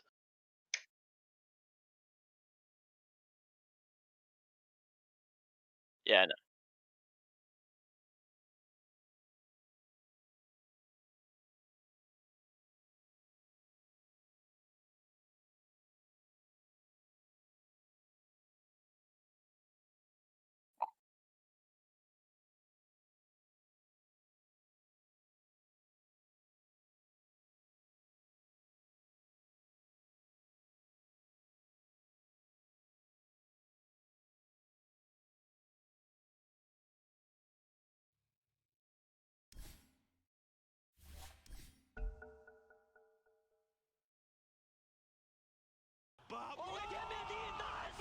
Oh, I think I did. I'm not too sure.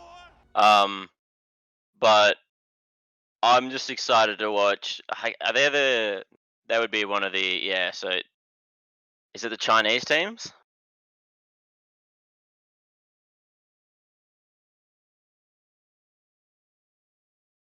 They're all, yeah. They're so interesting to like play against and watch because it's so different to like Aussie style and Aussie like I don't know moronity. If that's a word, by the way, look it up. And they always like they play really well together, and you don't know half of the players anyways, and they just gel so well because they always play lots of like unranked together. They're a fiend for some 5-man unranked, and it's where you learn to like play together really well. And you know, and I'm sure that they got a lot of the players that they wanted in the draft, purely because we don't know of them too well. Yeah, So that I'm is always excited to watch them. definitely true. We would go through Cute Anime Girls, but unfortunately we don't have the time because the draft is about to go through. All I will say is Miguel Z is going to be missing today. Skibbs, their sub, is going to be playing. I'm not sure what positions these are going to run because obviously Calvin has been playing their off lane usually when they have Miguel. So maybe Calvin will run through the mid lane and their team might look stronger for it. Truthfully, I know his mid lane has been looking a lot better than his off lane, that's for sure. All right. What have we got here, my friend? We have a Void Spirit ban. I mean, Hero not even touched last game. And they did ban it against us last night. Spag and Sons banned it against us last night, I noticed. So, Yeah.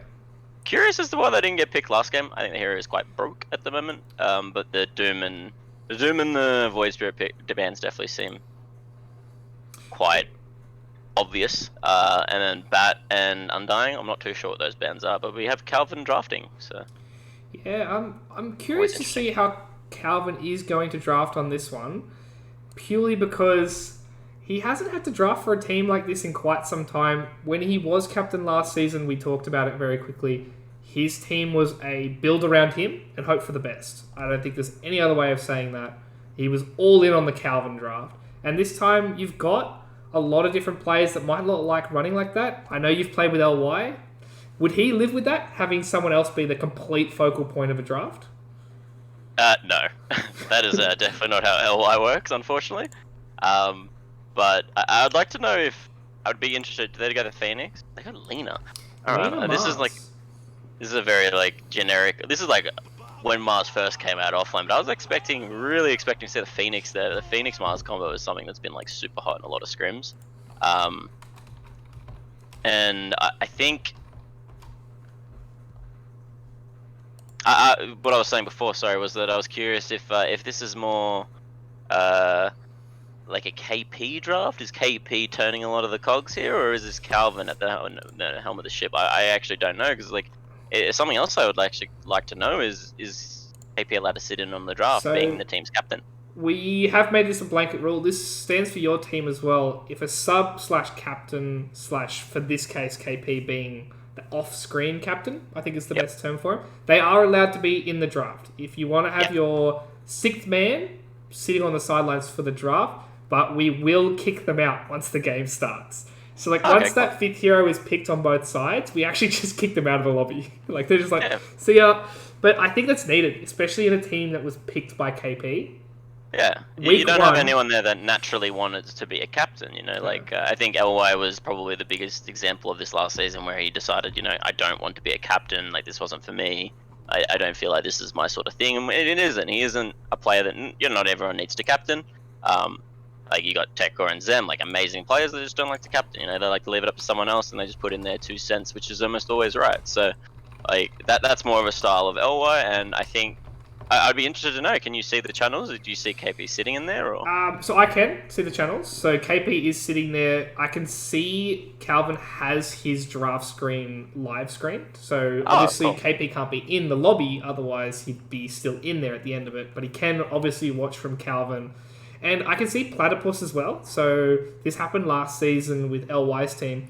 Platypus sat in every single game as a sub that played one series. I think he played 2 or 3 games the entire tournament. Someone that does it for wanting to learn and improve. That's good. Yeah, and he was honestly, like, I'm not going to say what he said, obviously that would be confidential, but he was honestly the driving force of their team chats. Like, you can look through all their little chat boxes, etc. Who comes up with draft planning. Platypus put through some stats. He was an absolute stat man for LY's team. Man, eh? I think that's why they made a good run in the playoffs last season, to be honest. Does it have to be noted if coach is helping draft it? Because, like, I feel like personally I'd draft if I knew, you know, KP was at the helm instead of, like, me versus Calvin for, say, in drafting. But look, I don't want to rail you too hard, but I wrote in the rules it was allowed. So if you hadn't read the rules... No, I did. I definitely did. Yeah, I mean, it's only 14 pages. I'm a stickler for the rules, mate. I read them their rules. Yeah. Alright, anyways, let's go back to bans. We got 2 support bans and then a jug ban. I guess the jug is just for the Mars, but weird. I don't think jug's actually any good against Mars. I think it's actually quite awful. But then I think the cute anime girls bans make a bit more sense. I love, like, the 3 hard bans on the carries that really combo well right now. You got Lena outside of the Void, Chrono, you got Ursa with a really good lane, and then the Spectre, of course, with the Mars combo is, like, really, really nice. A lot of damage coming out. Definitely. And plus, I hate seeing the same carries over and over again. Like, I know you're a player that plays all this random garbage these days, but some players just will play the same 4 heroes every single game. And it there's nothing feels wrong like with it. that. It's great. Like if you win the game, you win the game. But as a caster, I like to see these bans because we already saw an Ursa today. We've already seen a Spectre today. We saw a Clockwork today, and we saw a Doom today as well. It's like all these bans of heroes I don't have to see again, and it's great Yeah. because you see different styles. They're forced to play differently, and as a viewer, I'm sure they'd love to see some originality. Sure, yeah. It's just, I think this patch is really cool where you can just, the last 3 picks of both drafts can be whatever you like and whatever your team wants. Unfortunately, the first 2 picks generally have to be some generic garbage. And I mean, both teams have that generic garbage right now. You got the Grimstroke Tiny, you got the Marslina, and then Ooh. Ricky Maru. That's a hero we don't see much. This is probably a huge deny pick right here. Like, it doesn't seem too great for your Soul's Mind, but it is a perfect hero for cute anime girls. You got that Grimstroke combo, you got the beats out the Mars, you got a squishy leaner on the backline. Like, I'm sure Haha Guo did this intentionally, but that is a great deny pick there. Yeah. Definitely something I reckon KP would have been gunning for.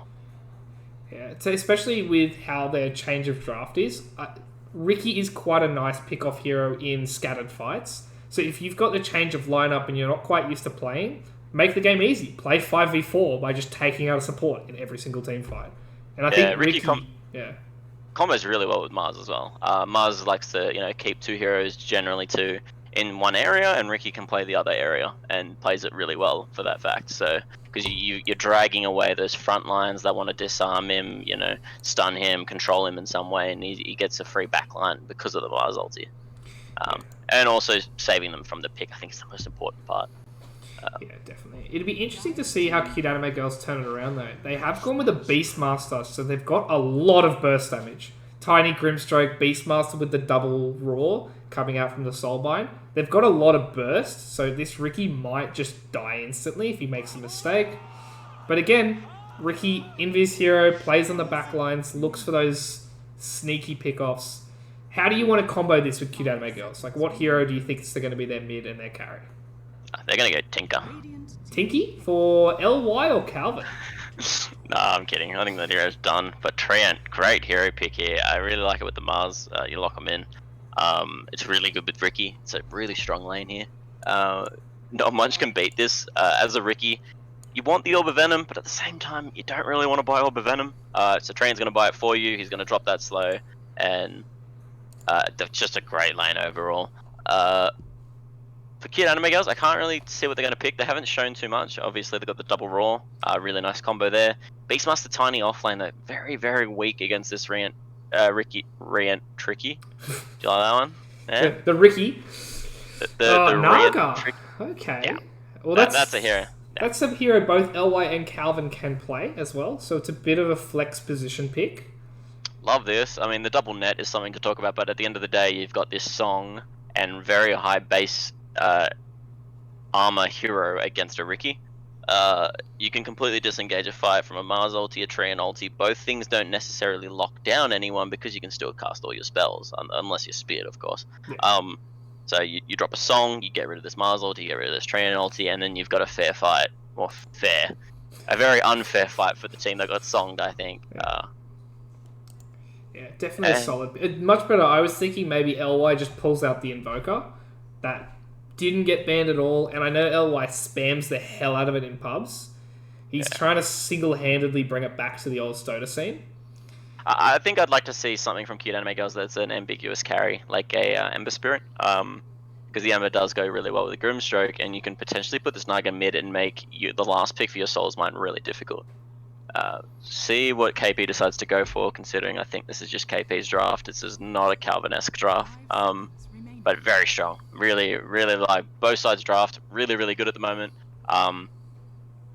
Ricky's going to have some pretty big shoes to fill, so I'm thinking this last pick is going to be huge for your Solar's Mind, just to catch up on this Naga pick, because the Ricky won't be able to deal with the Naga at all. Yeah, even a Battle Fury, Ricky just doesn't feel enough to deal with such a high armor hero, such a tanky hero. Yeah. Naga just becomes a 3,000 health machine because you build this early Manta, you build the Diff Blade, and then you just go straight for like a Scardia Heart, some big chunky item. And all of a sudden you can't deal with it. Yeah. The Quap Ember, really smart bands there. Both heroes that can play the side lane, both heroes that, turn on early and really enable their draft and really good catch, really good drafting coming out from both teams. I think I'm liking both sides. I'd like to play both sides drafts right now. So it really comes down to this last pick by Your Soul Is Mine, I believe. I think Cute Anime Girls is a pretty hard pick here. Not hard, but it's got to be very basic, generic. I think it will not be off the wall. Yeah, I mean, KP's not known for complete off the wall play style either. Even when he plays for TNT, plays for any type of Southeast Asian team, okay, I'm going to stop talking right now because this is going to be a Jakiro call potentially. Yeah, this is off the wall. I am wrong and stupid and dumb. We were both just talking up KP being a sensible drafter. This is sorry. not a bad pick by any means. No. So I think it's a tiny mid for Dodoi. I completely just looked over the hero. And then a Storm Spirit. Okay. I don't like that. I mean, who's going to be playing that? It is F18 though, so are you surprised by F18 Storm at all? Like, I feel like he only plays that hero. Don't know who an F18 is, but man, you'd be out of the league. Yeah, I am. I'm just well out of it. No, but we get the tiny mid, of course, Dodoi. So stupid of myself. Jakiro is a pretty nice pick into the train. You've got a hero that can break trees with the Macropire. You got good control for the Ricky when he's coming out of his tricks of the trade. You just pop the ice path down and he's a little screwed. Good matchups across the board, but I would have to give edge slightly to Cute Anime Girls. I really like their draft. Yeah, I think the LY Naga is the crucial point for me. Like you're saying, Cute Anime Girls is the winning thing. If LY doesn't have a good start, this draft collapses very quickly because their late game is a bit awkward for these other four heroes. The Storm Spirit pick for me just seems to be too out there. I guess if this guy is really good at it, I'm gonna eat my words and it'll be fine. I don't think we'll have any. I'll have no problem saying that. Take back what I said. Fine. But from what I've seen from this hero, it's very underwhelming right now, and I would have preferred to see something like a Leshrac.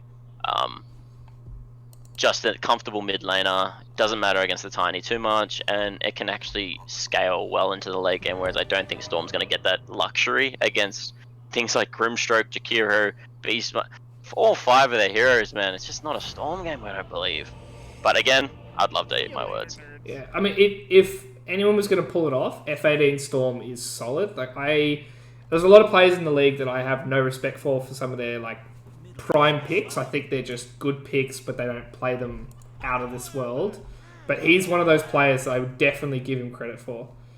And just one moment, we're actually paused once more, and I'm seeing half of the Cute Anime Girls lineup disconnected. Just the two drama.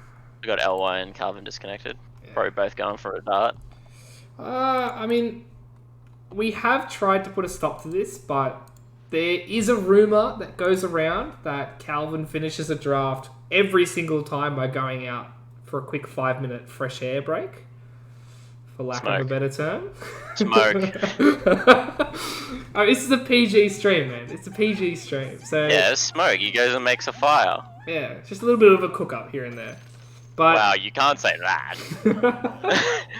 That's way worse.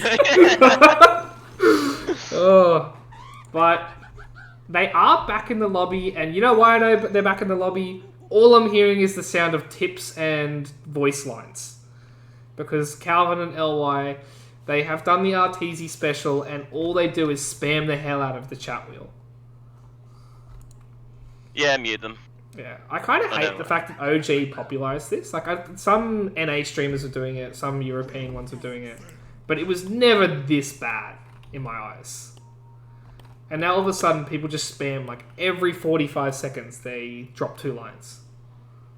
We got Calvin mid rushing the bottle. Don't like that. Usually the build is double circlet, double branch into one Wraith, one Bracer, but maybe he thinks he knows something here against a Storm Spirit. But I feel like Storm has really good base stats that I don't think you can spam out.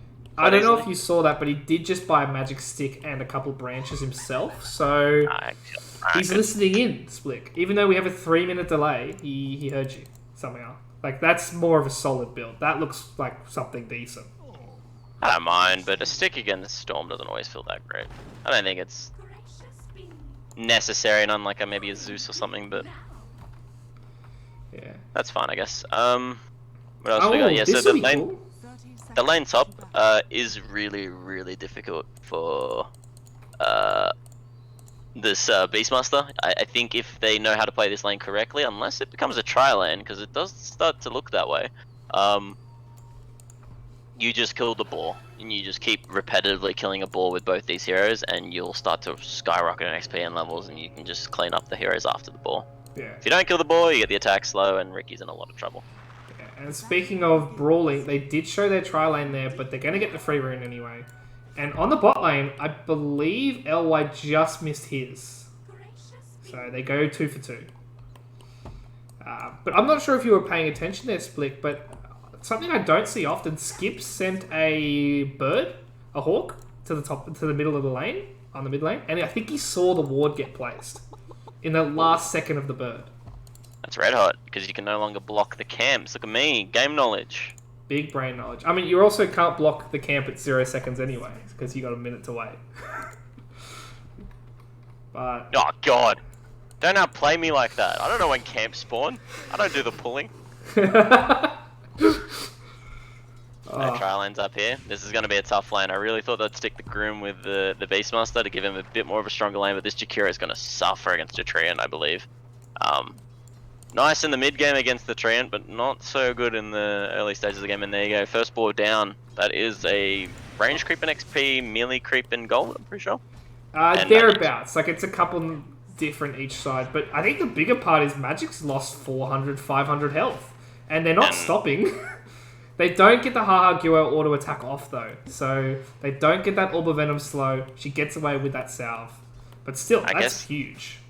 I guess they prioritize this Naga's lane a little more, but I don't know if that's the way you should be fighting this, because the Naga's just eventually going to jungle. Yeah. Interesting.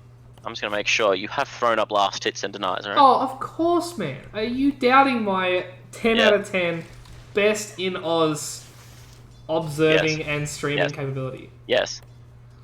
To be honest, like, there was a huge time where I was the best obs, and now I'm just panicking from the stream, and now, disaster has struck. Speaking of was once the best at something in self-proclaimed, Matino bottom, he is on the Groom stroke. Yeah, is that a good transition? Best pos 4 in Oz, the best and only transition you'll ever need for this game. Just quietly, I heard there were rumours about Rangzi, which is obviously Magic, and LY having a bit of an argument about laning. Maybe that's why Matino's playing in the bot lane. Oh no! I don't want to throw rumours around, but I heard on the grapevine that there was some kind of argument. Alright, I want to play to that. I'm gonna make them lane together when I verse them next. Thanks for the insight, man.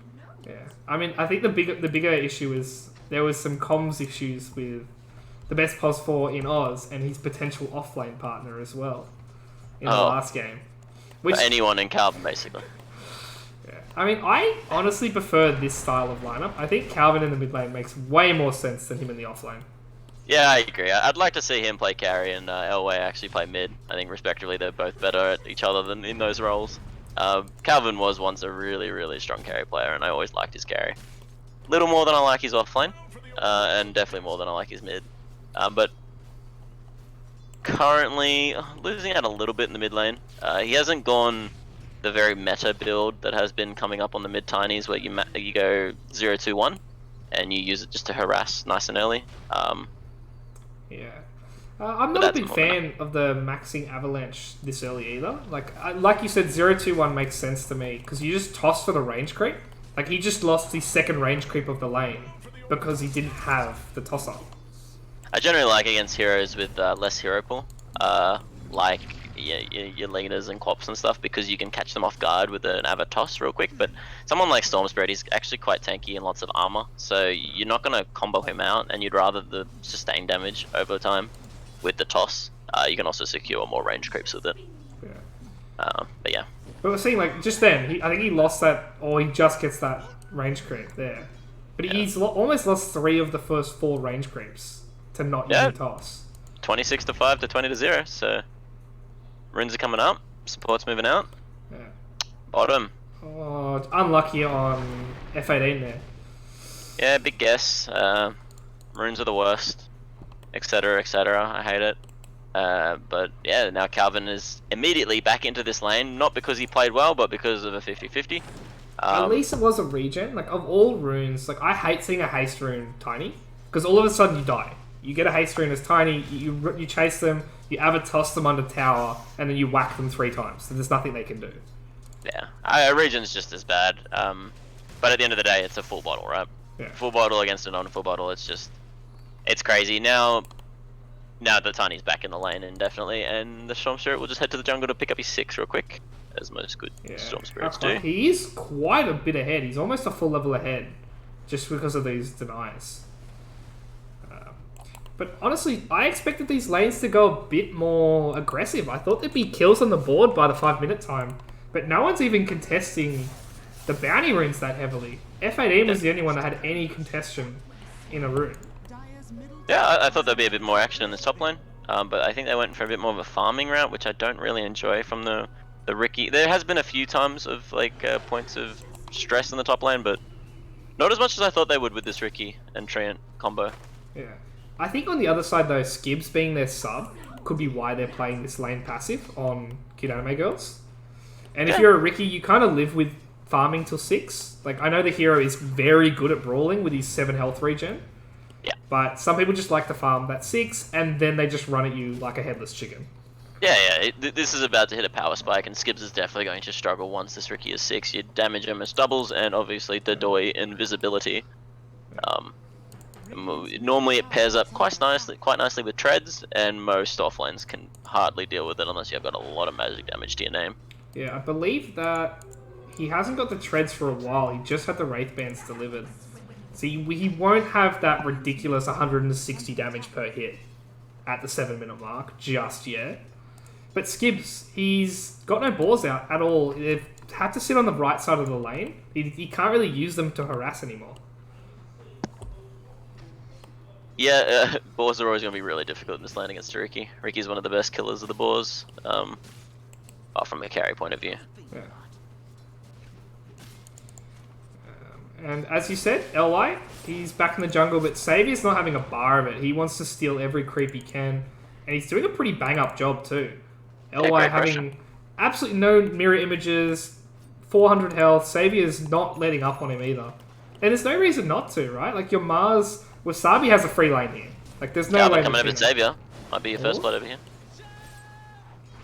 Calvin, Xavier. What has he got? He's got 4 1 charges. He misses a stun, and that secures his death. Or, tree toss? Yeah. No T2s? Oh, of course I didn't miss that one, dude. Good man. To be honest, I didn't think he was going to die, because I thought he had the stun up, but he misses the stun, and as soon as you see that stun missed... It's a matter of time, yeah. It's a hard stun. We'll give him credit. It's difficult against the Tiny with the face boots. That's why. Oh, he's got the full face, yeah. It's 50-50 at best for them. Yeah. And it's not like you got LY coming to help you. LY is 3-0-2. He's not helping anyone for the next 10 minutes. And so he shouldn't. This game is just off the back of him getting nice and big, getting those 3 items, and then winning the game from that point on. No. Magic. That power spike at level 6 is coming to work, but Calvin, he comes in. They definitely get the better trade of that, despite the TP rotation. On the other side, Matino does die solo to Wasabi, but in that top lane, you definitely take a Rangzi for a Riki trade on HTW. It's not too bad. I think both sides just playing it quite easy, but unfortunately what we have in this discrepancy is this Beastmaster to the Mars. We talk about like what hero does more with levels and farm, and you're definitely going to be like, this Mars is going to be a monster. Especially really hard for this Naga to verse if she does get the spear on her head. Can be difficult, but can be done. Mars really good early game before the hard or before the stat items come in for the Naga to clear the illusions instantly, with a rebuke into a spear, yeah. And Wasabi, as I just showed to the audience, Wasabi is actually 3rd on the net worth. He's losing out only to the mid laners, which, as an offlaner, you can't honestly hope for much more, especially in an AFK farming mid lane. Like, neither of these heroes have even attempted to kill each other on the Storm and the Tiny. So, yep, it's a dud matchup. Too much stats on either side to even attempt to kill, so we're just going to see rotations come in, and I think the Tiny's always going to win out. This hero is way too meta right now. Skips, or he goes down, but Calvin once again is going to try to rotate. He has dust. Calvin is packing his own dust to try to kill this Riki Calvin's hero. playing today. You know what I said about the keyboard thing? My god, he plugged it in and it's ready. Yeah. Definitely got the keyboard and the mouse. They're actually working. He doesn't find Hahaguo despite the clown fest that is the tree line there. But still, great play from Calvin. Once again, he TP's up here with his own dust. He has got the faded brooch with the phase boots. So he's actually charging at 450 movement speed towards these heroes. Yeah, I like it. He's playing a very different style of Tiny from the meta one I was talking about before. Like, this is the run at you, you know, keep using that combo as much as you can and make space, and that's exactly what he has to do. Yeah. Bot lane. They find Savior, but they're going to trade for Matino. We will have to talk about what is happening in top lane later, but Wasabi finds Magic. This is going to be a free trade. A very nice trade for Your Soul Is Mine. 2 for 1. You throw out the supports, but you commit the heroes that were already there. You don't have to commit massive amounts of TPs. And top lane skips? No, he doesn't find him. Great interaction. This would be a KP brain for sure, telling him about this interaction here, but a Tree and Protector loves to defend that tower, you know, just keep standing on those trees, just annoying you with Nature's Grasp, but yeah, just wild axes, taking out all the trees and the birds scouting him exactly where he is, so...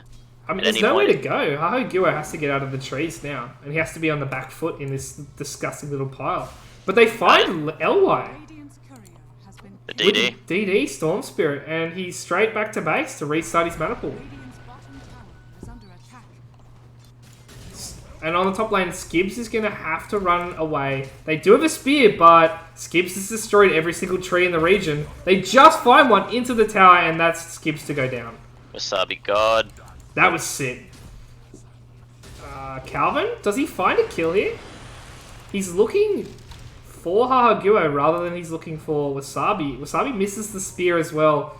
You have no one else coming, so you can see all 3 heroes on both sides. Calvin might try and still pick off Wasabi, not realizing...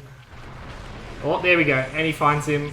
This should be free. LY's even come up to make sure that they get this tower. They're sick of this tree on armor, that's for sure. Yeah, securing the tower, that's really good against the Tram, but yeah, the rest of the map is being farmed by the 2 cores, and I don't think he minds too much. Like, he was one of the front-running cores on the Mars, Wasabi, but he's trading out for his Ricky and his Storm, having a really good time, and we're talking about the Storm, but he hasn't hit the point where, you know, he's going to start getting in trouble. It's once the Scrim gets a few more levels into the Silence, once the net comes up, and then the Roar starts happening maybe with a Blink, tiny Blink potentially, coming up on 100 gold. So you'll even see a Smoke soon, and see if this Storm pick is good or if it's bad, really. Yeah, definitely. I mean, I love this, but you talked about how you love this old school build. I see Thompson play this a lot. I don't know how much OG you've been watching. He's one of the players that just does this absolute animal dive build. He doesn't care about his team, doesn't care about anything. He will just straight up trade his life for the carry and ruin their day. And just tilt them out the wazoo. Yeah, it's awesome when you're playing that, specifically with the Naga Siren. And I would love a... I mean, I'm calling it a bit too early, and even still Dire is up to 3k, but I'd like to know how much of this is actually coming from KP, because a lot of these decisions are really cool. Anyways, bottom lane. Ricky. Oh, Ricky does get picked. Calvin, that was the blink reveal too. He just instantly pops. They might still use the end of the smoke on Magic to try and pick off F18. They have another blink combo, and I think that's it. He's gone. Calvin. 2 quick pickoffs. They will find LY though. He doesn't actually have Song of the Siren to survive this. Saviour's going to get the pick off with the LSA, potentially? No! Oh, Calvin. Man, Calvin might have 2 keyboards plugged in. He's playing so well. Dude, What is happening? Keyboards. Wow. That clutch bottle. Loved that. Man, there's nothing else to say. Calvin is straight up putting the team on his back right now. He heard the rumors, heard the complaints from last season, and also last game they played, which was, I want to say Wednesday, and it looked quite rough. They did not look like a solid team. They didn't look like a top 4 team. And Calvin's trying to turn this pretty rough go at it for their team. It's strange of the Ricky getting ganked in the jungle then, and the Storm just sort of hitting mid-tower as well. Like, it just seems weird that he just let that happen. So he wasn't close to any items either. It's not like the tower was 300 health. Yeah, it's just a bit strange. Just free pickoffs like that on the most farmed heroes really starts to swing the old net worth graph back in Radiant's favor. Yeah. Speaking of pickoffs, though, Wasabi is going to get picked up by Calvin, who has a team behind him. So Magic's going to slowly come in. They toss him back. They silence him before he gets the spear combo off. But F18's going to come in. Matino's going to die for this. It's whether or not they can make more come out of it. Calvin's going to go for the leap. Or F18 takes 700 damage. Unfortunately, they killed the wrong target there, so that the soulbind ended and the storm wasn't locked in place. Yeah, they will get Savior though, so they do get another kill. I was hoping to see the double toss. Like, one hits the ground and the other one flies up in the air a second later. Yeah, but he died, so unfortunate.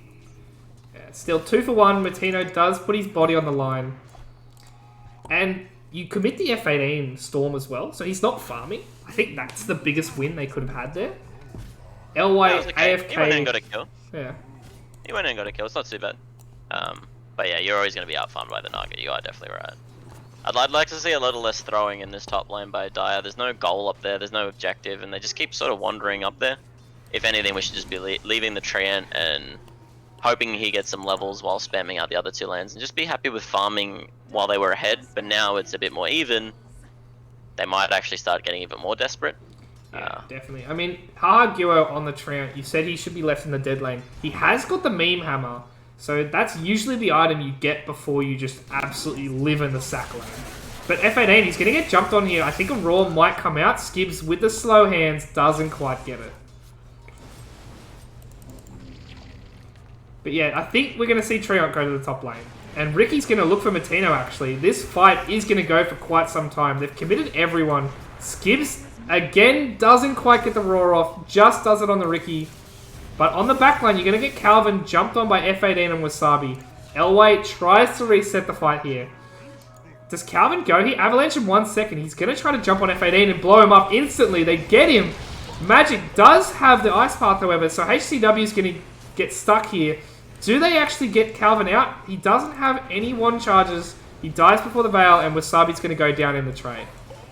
Man, what a disaster of a fight all around. All these spells being missed. Yeah, bad so usage sloppy. Spells there a lot. Yeah, I think the spear kept taking him away from the Ricky, and the Treant ulti just really late. Tiny got a full combo off in 2 hits. HCWs. We'll have to talk about the sloppy fight after Magic goes down, and HCW walks away pretty cleanly in this one. Just Ricky things. Yeah. Just Ricky things. No nude item on the Ricky. Oh, yeah, true. Have they got them all unlocked, though? Oh. They have an Ocean Heart on the Trio Protector. Weird. So, I feel like that's another extra 10 damage on the Ricky because the backstab. He is level 12 after all. Alright, Treant, let's pop up. Come on, Haha Gua. Prop up in the lane. Start getting some farm going and living armor some towers. Mid tower's low and he's not living armor, so that's a bit strange. It is level 3 too. It's not level 1. Like, if it was level 1, I'll give him a pass. You want to keep it for some heroes.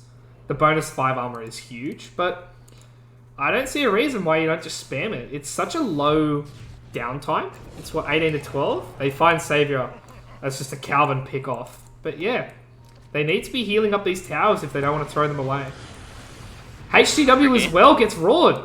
Calvin is just going to come up, get some free money.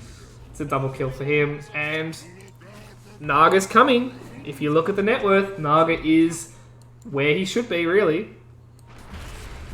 Oh, Calvin is almost impossible to kill here. He's going to go down to F18 jumping in from the back line.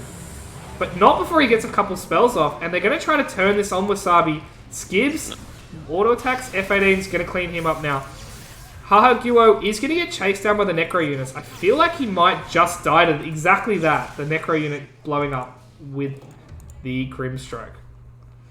Ooh, pretty boy. good fight for Your Soul is Mine, considering the Ricky was down. They had no Raw on Radiant, so that's why that fight looked a little scrappy there. But yeah, I think the Mars ulti might have also just been wasted on a Tiny that just sat in the middle of it anyways. He had no spear. Yeah, I think he speed him into the trees too quickly. You know how there's that delay before the trees get destroyed? Yeah, I think he just threw him into a tree. Unfortunate, so. Yeah. And as we saw, it was about 1200 XP towards Your Soul is Mine. Gold, 100 gold is pretty negligible at this point of the game. Naga is soaring. Storm Spirit with the last pick. Really, still hasn't done anything about this Naga too much. And isn't going to explode into the late game doing something about this hero either. Calvin, who's he going to find? He's going to find the Storm Spirit, and it's going to look pretty awkward for F18, but he might just get out before the tree toss. The Bloodstone charge coming through to save his life. He does die. Oh, soulbound. Was he soulbound? Yeah. No, he wasn't. Was he? I think he was soulbound to the Ricky, and then it transferred across. Saviour's going to die afterwards. Haguo, he's going to try to get the meme hammer off, and he does. He doesn't get anything done with it, but it looked cool. Yeah, that was just well executed.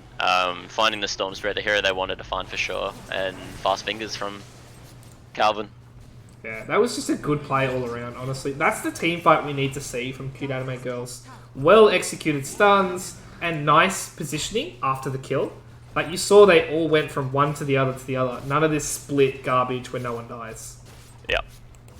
Yeah, I think if this hero was more like a Leshrac, being able to farm a bit more, having a bit more pressure on the towers, and then actually clearing some of this Naga illusion and doing some damage, but again, we haven't seen anything from the Storm yet, and I think that's what this game's all coming down to, because the Ricky really picked up with, you know, the heroes he could kill in this game. Obviously the Naga picked after him, so he was slightly countered, but the Mars's lead just turned into nothing as well. Yeah, I mean, Skips is caught up, props to him, he's just ahead of Wasabi. But yeah, you're right, this Storm Spirit... Oh, Calvin looks for Ricky. They're going to try and get anything out of here. F18 just bails out. And you're talking about F18 not being able to kill the Naga, but he went both defensive talents. He went the health at 15 and also the mana regen, but they're going to kill Wasabi before I get to talk about it too much longer. Oh, the big triple stuns.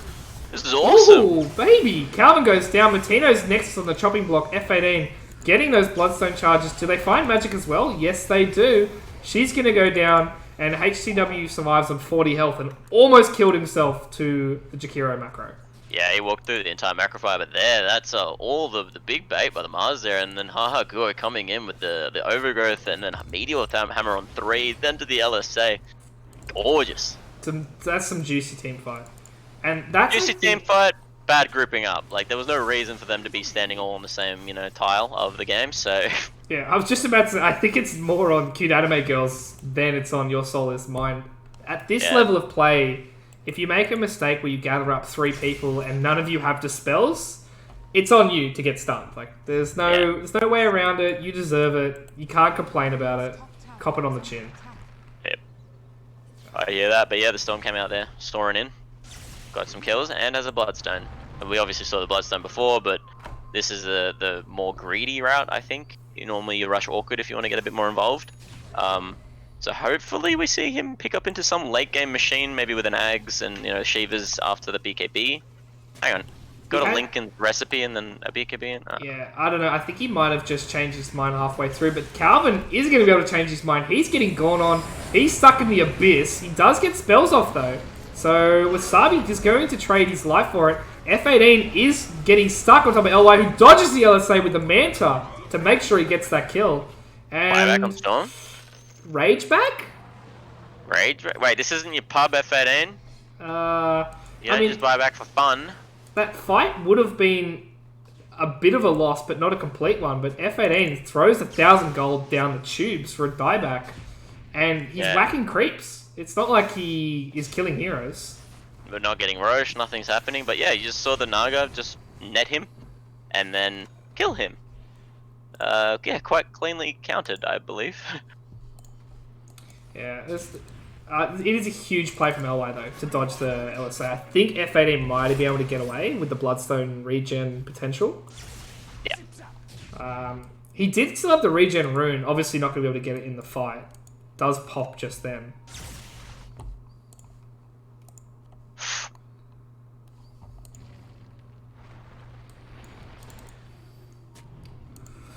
And finally, we start to see the game calm down a bit. And we talked about the items that Naga was going to go for. LY is deciding for the Basher after the Manta Diffusal Blade. Not too much health, but a lot of aggressive fighting potential. Trying to get up to the Abyssal. He wants the double lockdown real quick, because a lot of these heroes are going to be a bit slippery for him if he doesn't get the complete Well, lockdown. Wasabi jumps on Skips. I don't know if that's the target you want to go on, especially when F18 gets stunned in the back and dies for it. They don't do any damage though, so maybe he gets away before they clean him up. Good. Ooh. F18 gets Matino on the sideline. They're going to get Savior with magic and the illusions from LY. They finally take down the Storm Spirit. But man, straight under the Roach Pit. We know exactly where they're going to go from here. Wasabi was so far away from his team. I think that's a really good pick-off if his team was just anywhere closer. Like, he got the Beast in the ulti, speared, perfect. You know, just one follow-up, bang. But, yeah, no follow-up and just dies. Yeah. Beast gets his whole combo off and then dies. It's fine. Yeah, I think you're lucky you get a spell off completely, but Skibbs, he got the Necro Books, he got the ulti off, and he got a Wild Hawk for the vision. He did everything perfectly for that 2 seconds he was alive. And now LY, or I think Calvin might take this. No, LY with the Basher. Yeah, very aggressive build by LY, so you'd like to see the Aegis going. I mean, if he had gone the Heart, maybe not. Maybe the Tiny, because Tiny is making the plays, but easy on your carry, easy on your highest net worth, no dramas. And what do you think of the Veil for Tiny?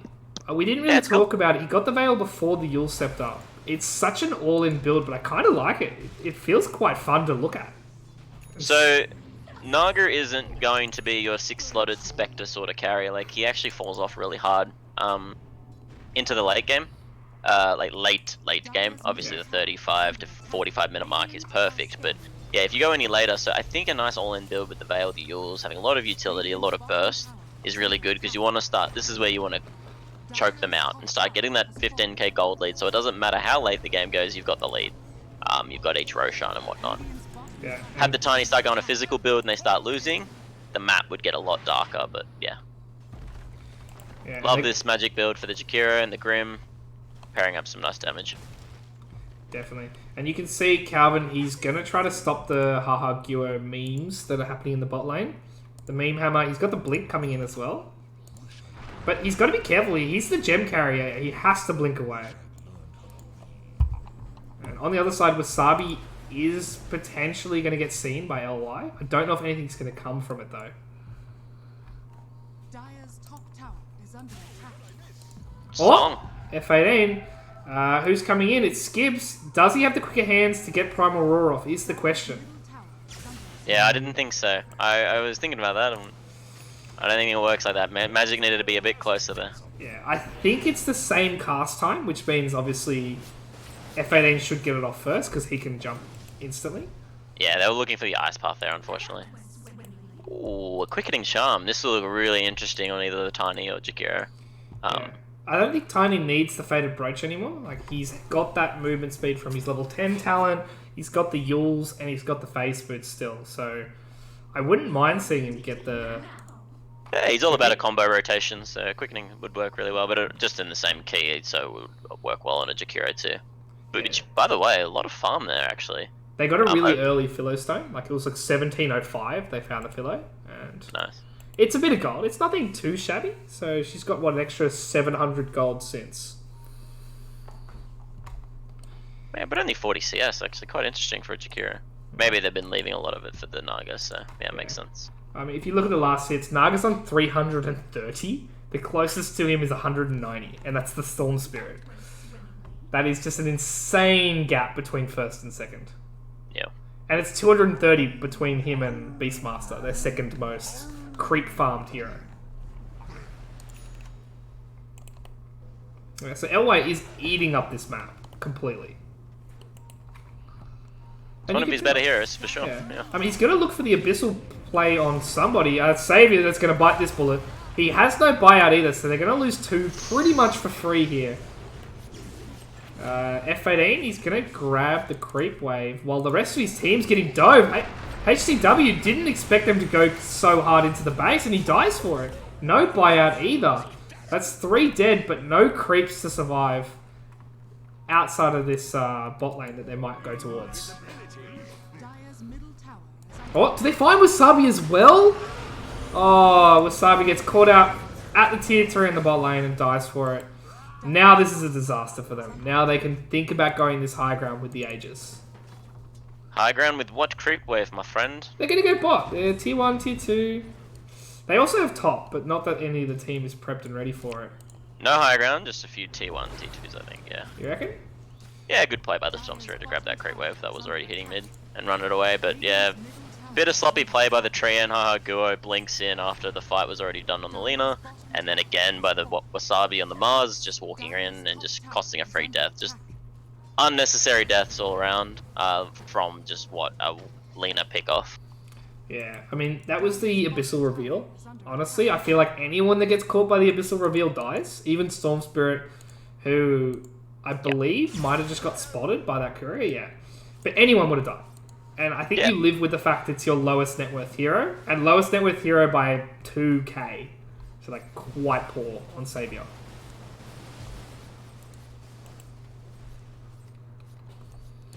Dire's bottom tower is under attack. Just going through the items. Oh, Calvin's going for an E-Blade, dude. It's all in. Man, love it. The meme Nice. is going to be real. He's going to do 2,500 damage with one combo.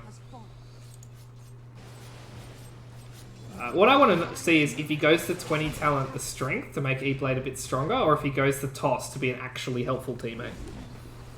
Oh, Calvin. Abyssal. Oh, I hear the Abyssal going off on Haha Guo, who does get the stun combo. LY does have an Aegis, so I don't think he really cares. And on the side of Calvin gets blown up by Wasabi and Savior. That's the gem on the floor. HCW picks it up. They do trade the gem on Calvin for the Treon Protector. Huge trade. That's on LY again. Manta styling when he shouldn't be Manta styling. Oh my god, how many times is he gonna do that? But yeah, bad trade. Lost the gem, lost your mid. But yeah, the Naga is well and truly ahead right now, and Ricky doesn't have enough. Yeah, he even starts going You going battle? Fury. Yeah. To try and start dealing with these lanes. They could hold the high ground for a very long time this game, but it's just how much, like, at what cost, basically. So 11k up, and if they don't take a fight and win in the next maybe like 5 minutes, it's just going to keep going up and up and up until the next Roche, and then we're looking at 20k deficit. And Yeah, I mean, the problem is, though, the entire net worth lead of 12k is actually on LY. Like, the entire lead is one hero. Not but to it's say, a butterfly, yeah. Yeah, not to say he's going to make the mistake and throw the game. He is incredibly hard to kill. But all they have to do is find him by himself, and the game starts to turn around. Looking much harder, though, with that butterfly now. Yeah. Especially because the Battle Fury is so far away. He's, what, one portion in? Yeah. A Battle Fury doesn't help kill the Naga by any means. Calvin? They're going to lose Patino on the sideline here, potentially. Oh, Dust used, Manta style used. Very nice. Oh, skips as well. They find F18. They're going to find Aha Guo as well. He has the blink in 3, so if they hold it too long, he might be able to get out. But nope, there we go.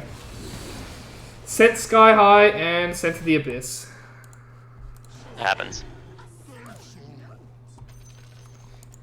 They don't have the Aegis, so they might not be able to get much done here, but it's all about losing those Bloodstone charges. It's down to 10 now.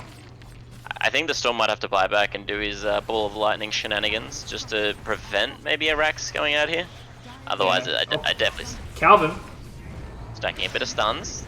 Calvin's eating every single spell, but we're going to see Wasabi find almost everyone. Abyssal. Oh boy. That is a very costly death on F18, and LY is probably just going to reset, go for the Rax. You see Calvin has bought back to come back into this fight, and they definitely sense the victory is in their grasp in the next 2 minutes. LY, beautiful Abyssal, instant, as soon as he came in there. And obviously the stacked stun by Savior and Mars on the... Oh, they're going to find Wasabi, sent back into the team. He's going to die. He doesn't have buyout for 130 gold, so he's dead on the ground for quite some time. Savior's going to feel the same, but he does have a buyout. They do need to get Haha Guo out, though. He's going to blow up first. And then they find the Abyssal on HCW. They get no dust on if they have a gem on somebody, I think. Somewhere. No. Dust comes out. Or skips. Is he trying to solo it? I don't know if this is going to work for you, but I don't think he cares. Duster's going out in a second. Oh, Duster's out. and they call it anyway. So I think it was just a bit of clown fest coming out in that last little second there. But well played from Cute Anime Girls, looking a lot better this time around. Yeah, no, really good performance. I think from both sides. I didn't mind both teams' gameplay. I just think it was the Storm pick that actually threw this game a bit too much. I would have liked to see like Wasabi. I think on the Mars probably use his lead a bit better. Once he had that blink, go for a smoke, get some objectives done. But Radiant, I don't know what KP did, mate, but he sorted them out, and that was really nice. Like all the lanes started flowing much better. Combos like the draft looked like it gelled a lot more. They had really good like damage source from all area, and then obviously probably MVP Calvin. Yeah, honestly, I love to see Calvin play that well. We don't get to see it enough, and every time we see a rough game from Calvin, I feel like he cops criticism more than almost any other player in Oz right now. It's because when he loses, he goes out in a blaze of glory and he makes it magnificent. How bad he played, you know, like it's terrible. But yeah, he obviously a game like this, he picked up the early game that was looking not so hot, turned it around, and huge props. Yeah, definitely. A very nice, I'm not going to say clean, but a very secured victory. Like, I don't think there was ever a time where Cute Anime Girls looked like they were going to lose. They looked like it might take 10 more minutes to win. And I feel like that's the best way to put it. Look, Calvin did play a bit sloppy in the last 10, but in the first 20 is more what I'm focused on. Like, he was catching people. He was making the things happen all over the map, making the rotations, pick the right item build and all, but he did throw a few times, but I'll still give him MVP for it, I think. Yeah, definitely. We will have to wait for next game before we give any hasty MVPs, though, so we will go to a 5-minute break before we jump into the next game. We're pretty much perfectly on time, so I'm going to say back at 7 p.m. on the dot, Australian Eastern Standard Time, to play this final game of the night.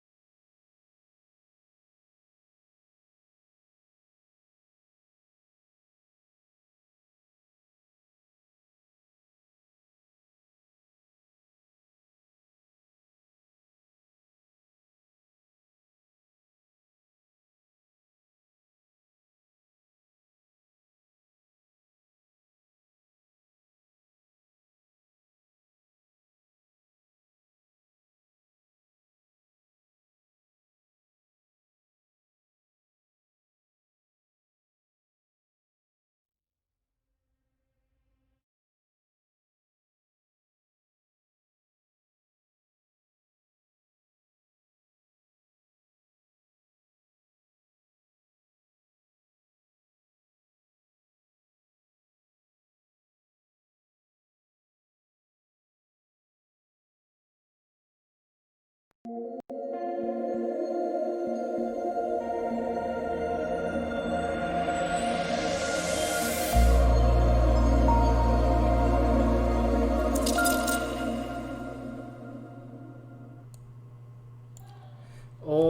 then, welcome back ladies and gentlemen for the final game of this evening. And true to form, I have improved. I didn't accidentally mute my mic once more and we are back. Splicko, how's it going? Mate, great. I just don't want to see a Storm Spirit. Hero's trash, leave it in the bin. Yeah, you didn't like the Bloodstone build at all? Or just the hero in general? The hero's bad, I don't know. Could have done a lot more with last pick, I think. If you're going to pick Storm, just pick it early. You're already picking it into like 7 counters. Like, what are you doing last pick in Storm like that? You had so many heroes at your disposal there. Like, I think their drafts were so good up until that last pick, you know. And I think even it just showed with my my prediction sort of thing at the start. You know, as soon as I saw that last pick, I'm like, yeah, well, it's just Radiant. Radiant cleaned it up quite quickly. I just love the reaction to Trent with the Beastmaster. I think that is really interesting, and that's like something I'm probably going to take forward if anything I've learned from that game. So yeah, definitely. I mean, I had the stream put up for a bit there, and I heard that people were saying Skibbs' comfort hero. They weren't even saying hero pool. They said one hero, and that was definitely that pick up there. I believe Beastmaster is his definitive hero, so it makes sense that he knew the play. And honestly, Treant Protector is an absolute plague on Ozpubs, so I can understand why he picked it up and why he learnt that little neat trick. Oh, great hero. Really good hero to learn. I think I saw he was level 21 or something, Dota Plus level on it. So I did notice at the start of the game. Probably just didn't throw out the mention, but your soul is mine coming up with that tiny Ben. Mad respect for Calvin and his gameplay there. Really allowing LY to pop off. But yeah, the voice Brett in the bat. Same thing again by Cute Anime Girls. Yeah, luckily for us, we are about to jump into the game. The draft is just about to start, so I will fade us over there, and we will get to see the first few draft picks. Wow, so I'm not even looking at a draft yet. I mean, the bands are there. Is that not enough for you? Well, I was already talking about him, and you're like, oh no, we're not even in it yet. Look. Alright, now can I talk about the draft? You can talk about as much as you like, son. Thank you, Dad. Alright, Clockwork. First pick. Bang. Interesting? I don't know. I know the Chinese love their SF. Are we going to see Clock SF? Who knows? Are we going to see Clock Snapfire? The thing that Andy did my head in with the first game I played. Maybe. But lately all I know is Clock's been super strong. So. Yeah, definitely. I mean, Clockwork's one of those heroes, if you play it well, you cause so much havoc in the games. Yeah. The cogs just being in position, like BKB doesn't stop cogs, you know what I mean? Like that there's just an object in the way. You can't move past them even with a BKB. Like you're gonna have to spend your time hitting. Cute Anime Girls with the Phoenix. Is there potential for a Mars pick? That's what I look at. Well, I'd like to hope so. Like Mars Phoenix is so easy to play around. Obviously, if you're stuck inside of it as a ranged hero, you can't hit the egg. You're stuffed. Yeah. Too easy to play Phoenix. Usually one hero will be BKB'd, you know, the carry. But you know, you need a few heroes to hit a Phoenix egg, and Mars is just perfect for it. So we'll see, but not too much to read into just yet. And we will go over towards the draft screen. I apologise, I had the wrong screen up. So oh my god. We're going to put the score up in one moment. There we go. For those wondering, Cute Anime Girls are on the right side on Dire, and they are the Phoenix pickers. And what do you want to combo? You said the Snapfire with Clockwork. Do you want to do anything else other than the SF, Snapfire, Clockwork, that kind of trio? Mag. Too late. You don't get to answer. It's already Magnus. Oh, I'm just a fan of this hero. I say fan. It's a good hero. I don't actually like it. It's just a great hero this patch sort of thing. I'm annoyed by it, but Undying. Okay. Cool. Undying, one of the few heroes we don't see much unless the player is good on it, and I believe Magic does play it a bit. So did Matino about a year and a half ago. I haven't seen him play ranked since. Like, I don't know about you, I just don't see Matino in my ranked games. I mean, I don't play ranked. Well, you're going to be very helpful there. Screw Oz ranked, man. Just Smurf, lol. Oh boy, don't encourage them. I think Smurf, Ball's in the everyone chat to clean Smurf. them up. Everyone Smurf. No, but Undying's cool with Phoenix. You have Tomb down, you have Egg down, right? And it's like, oh, what do I hit? You hit the Egg, the Tomb builds up. If you build the Tomb, the Egg blows up. You know, like, You hit neither, you panic. That's yeah, hit neither, and you probably lose, or you have to disengage. So, might be seeing a Centaur ban come out because Centaur is really good against these two heroes. Usually, why you'd be like, oh, let's pick Mars to keep them in. But let's see how the draft continues out here. I generally like mag drafts. For Oz teams, it makes it a bit easier to play and makes sure their carry has a lot of fun. And generally pretty easy to win mid lane. Like, yeah. I've noticed a lot of Magnus pickups in EU pubs. Like every so often you phase your way through Twitch chat, you find an EU pub player, and they've been spamming the hell out of mid Magnus. It just seems so easy. It is. It's easy and it's like hard to lose. I think is probably the most important part. It's hard to lose mid as a mag. You just got so much health pool. You got so much base damage. It's quite simple.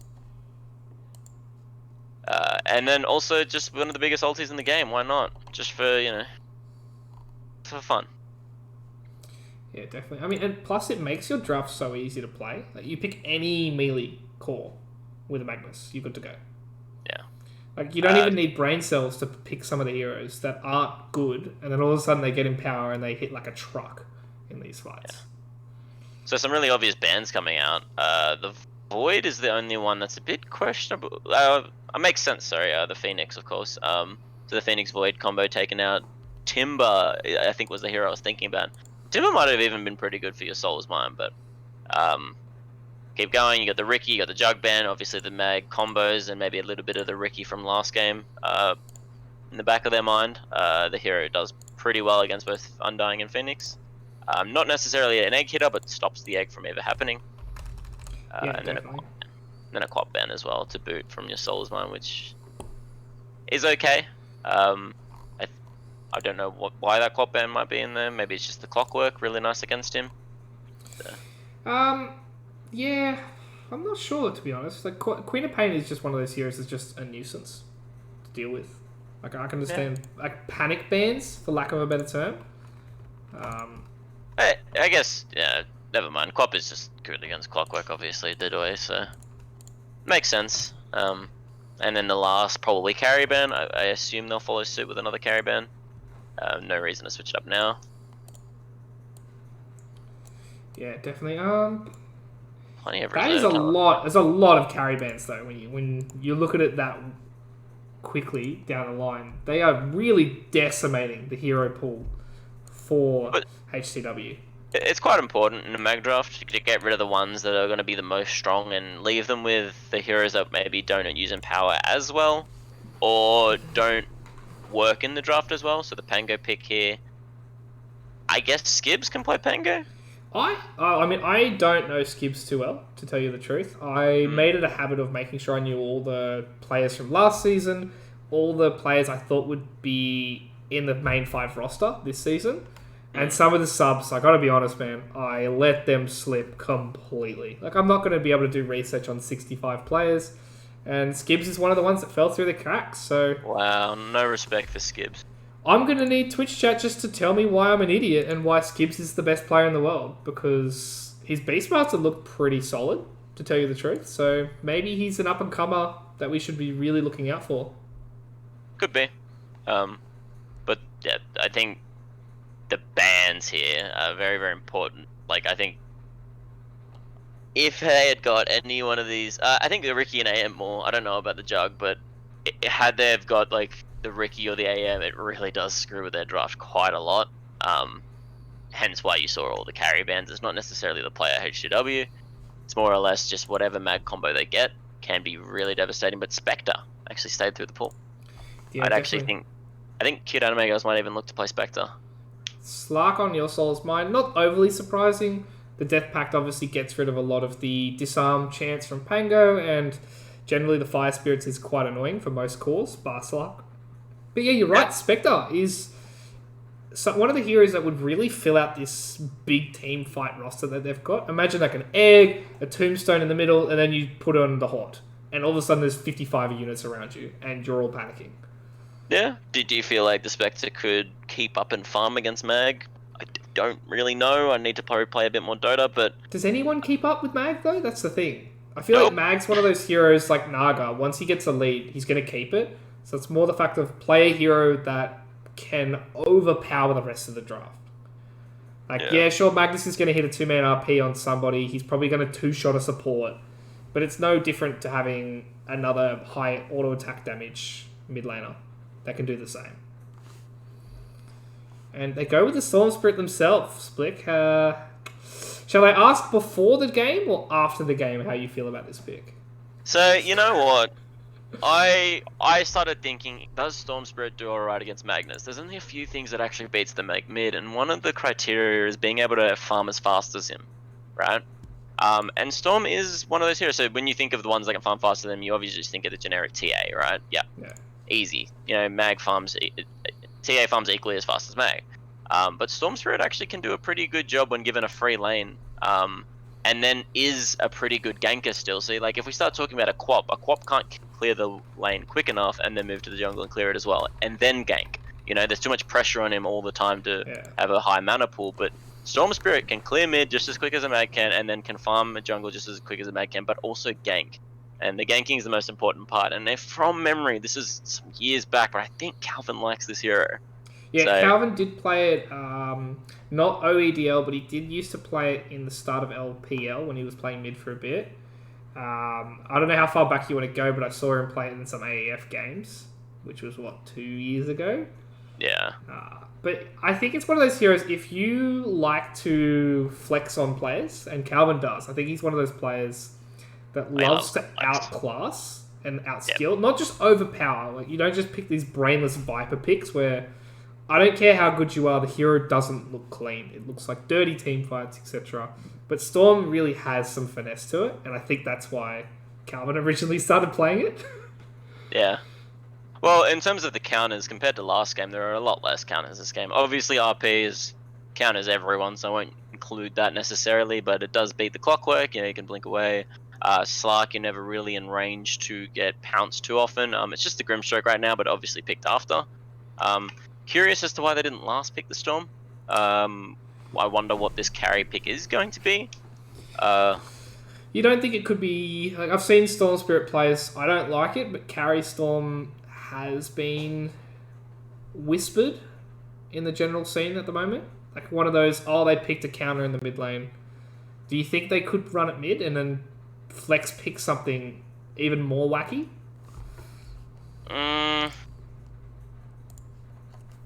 No. I think they need to carry this game.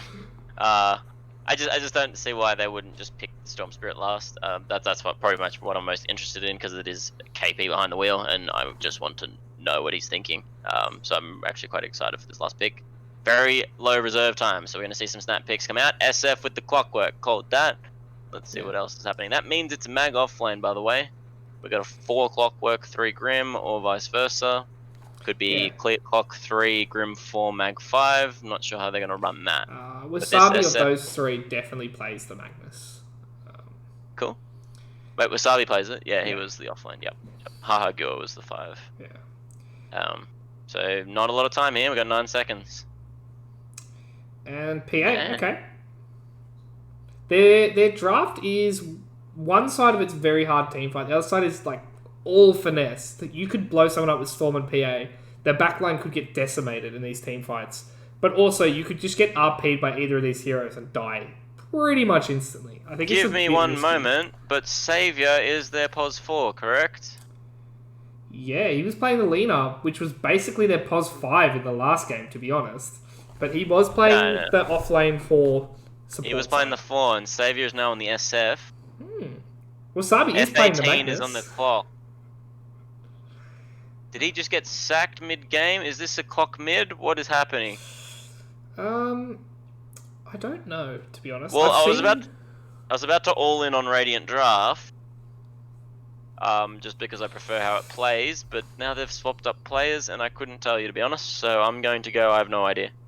Yeah, I want to say if they're going to run the lanes that they will, but F18 Clockwork, he might have taken a Page at a Merchant's Book. I know he used to play at mid Clockwork.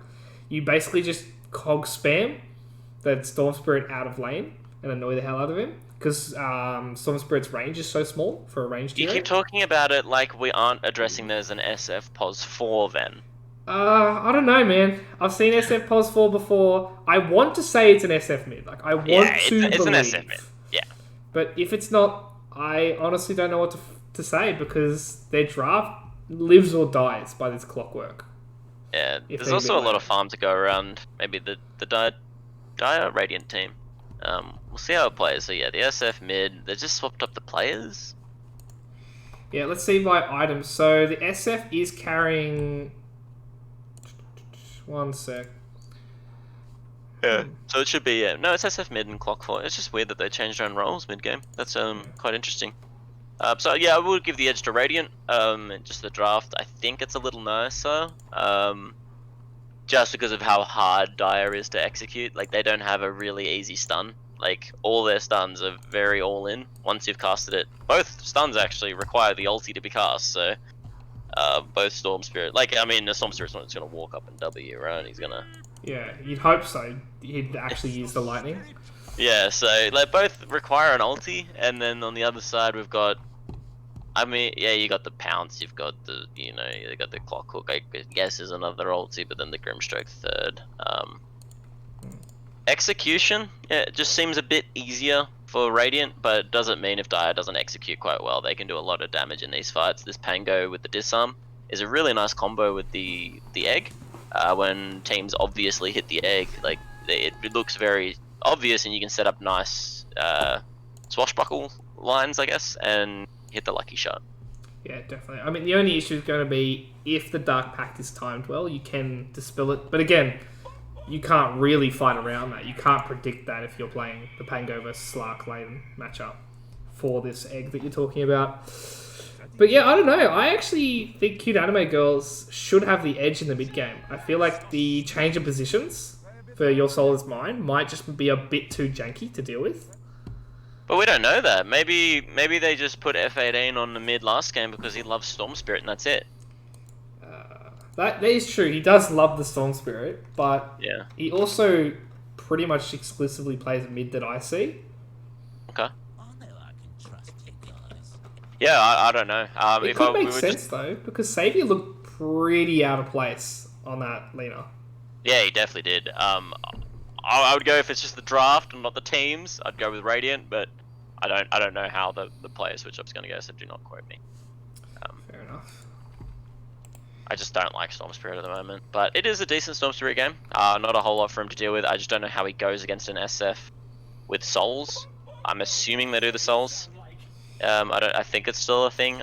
It's definitely. If anything, it's more of a thing nowadays because the damage per soul level 1 is a bit average, but also you kind of want to commit early against the Storm Spirit. If you get 1 or 2 denied ranged creeps, you're pretty much donezo because he'll out jungle you and get 6 first. Well, usually on SF you start Shadow Rays, but because that's obviously new meta, I was wondering if they actually do the soul thing at all. But obviously, why wouldn't you do the soul thing? You got Clock SF. It is 20. It's 11 damage. Sorry. Nope. He just levels it up and goes and walks on out. Yeah. I guess he doesn't like the 11 damage. It would have it would have brought him still below the Storm Spirit. So I guess if he does that in his head, he'd understand like it's still not a great matchup anyway. Because Storm hits for 63? Yeah. And it would have been 59. Yeah, I guess it makes sense that way. Fair enough.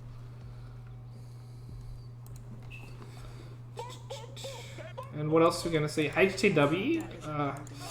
He starts with the Orb of Venom, so I'm getting very clear vibes that they want to brawl the hell out of this lane. Yeah, it's generally a really good lane for Slark against a Pango, but a Pango and a Phoenix is going to be a lot of health. So we got the Harguo, by the way, is the POS 5 Grimstroke with the Mag POS 3. Yeah. Clock POS 4. Okay. Definitely. I mean, as soon as I saw the Magnus pick, and obviously once they picked the SF, Wasabi was going to definitely play this Magnus. He plays it really, really solid Magnus. Yep. So... If he is a really good mag and he's really good at these RPs, which is like a defining trait of picking mag. Like, I mean, compared to me, like last night, not really a good mag player and probably show, but some pretty average RPs. But if you're good at this era, like you can do some real good damage with the RP. Oh, top lane though. F18's taken about 400 damage already. And he gets forced to level cogs. It's not the worst, not the best. Yeah, he will get obviously more health regen because once that decay comes in, you don't get the lower portion, you get the higher portion of that health pool. But even then, man, he's on 200 health and Magic's just pretty much having her way with him. Like, he can't get back into this lane, and now Wasabi might seem to struggle. It's a really tough lane. I mean, you got Clock Mag, really useless laners against an Undying. Yeah, double strength too. Not just useless laners, but they are really going to hurt once they start getting double Undying. Ooh. Sorry, a flash of lightning outside. So exciting. Wait, that means I should panic, because if it's raining near your place, I'm like an hour down the road. Wow. Giving out personal information much? I didn't even say what state we were in. New South Wales. Now you're giving out way too much. Now we've done it. Alright, so the lane for point of contention is bottom. I think who wins this is who wins the laning stage, because top is a wash, and I think SF will do pretty well mid. Up until 6-7, and then I think it becomes a wash with potential to SF to die, unless he goes like hella stats, which he should. Yeah. I think they go Bracer, Wraith Band, and a Raindrop just to make sure they don't die to this Storm 6 ever. Because possibly with the Phoenix rotation he could get a kill. But this is just heavy pressure on Calvin right now from Savior. Yeah, I quite like how he's playing this as well. He misses the deny, so not the end of the world for him, but I don't really see SF players dominate the level 1, level 2 that much. Storm has one of those spells that actually can burst the lane in the Overload and Static Remnant combo. So like, I'm not used to seeing an SF properly rail pre-level 3. I mean, this is the new thing to do, by the way, on SF. It's always been raised level 1, so... Yeah, I mean, ever since they changed it, I thought maybe with Clockwork... Maybe, yeah, I was thinking it too, but... Yeah, I mean, it's 90 damage. It's more than any auto attack you can have in the game to last tier with. And obviously, that's not including the bonus damage per stack if they make a mistake. Yeah. It definitely makes more sense. He started with 2 mangoes, and that's just the play. You just spam some mangoes. Yeah, and you can see, Saviour's on full health, full mana. Calvin's starting to struggle. He did take a jungle camp at level 3 to try to keep up. That's where he's at right now. It's going to be a really rough time for him. Saviour's just putting on a clinic so far. Gonna get the D word on the top camp, Magic. Very nice. This will make this lane a lot better. And both having this ward. Oh, F18 blocking his hard camp. Strange. But yeah, bot lane. Matino doesn't have leap, but they don't have another pounce, so they will just get away with this. Didn't really lose too many creeps on either side. It's the double range on Dire's offlane, so it's quite nice for them. But yeah, very static laning. You did say it should be. Did you see that? Are you talking about lightning or in-game? No, in-game. Lightning. No, the level 1, the 0-minute bounty rune. Calvin went and picked it up with his bottle. Big play. I didn't actually see it, to tell you the truth. Yeah, wow, that's cool. Go check your bounty runes, boys. Yeah, I mean, that just goes to show, like, they knew they were going to lose this lane, and Cam was like, I'm going to need help at the 3-minute mark. But he's going to get... F18's going to secure the rune on one side, Bettino does grab it on the other. Man, I love to see this, though. Like, 4 supports run to go defend the runes. It's way too important. They need to change it to 6 minutes. Yeah. And then 8 minutes, and then 10, and then just ban it. Out of the game. I reckon it'd be funny for like the first one, it spawns on both sides or something, but they're weaker. Yeah, I think you could do a few interesting things with that. Yeah, you could definitely play around with how strong they are and make it a scaling thing. Because late game, some of them, like regen late game, doesn't feel as useful as like a 10-minute regen rune. Yeah, it can work, but it's more like when you're running away from a fight. Yeah. Feels like it's the only type of regen really works, but Illusion, Arcane, and DD all pick up in the late game. Yeah. And Haste. Yeah, so I would much prefer to see them lower the timings and make it like every rune is plus 1 second, and it starts at 20 instead of 40, kind of thing. Alright, you shouldn't be new Ice Frog. Why You not? sound like you got ideas that are just terrible and you're going to revert them later. I mean, is that not Ice Frog? That's why I said you should be Ice Frog. Yeah, I mean, he needs believe to in do you. something. I do like how the patch is now, but every so often I feel like some of these updates is just iffy.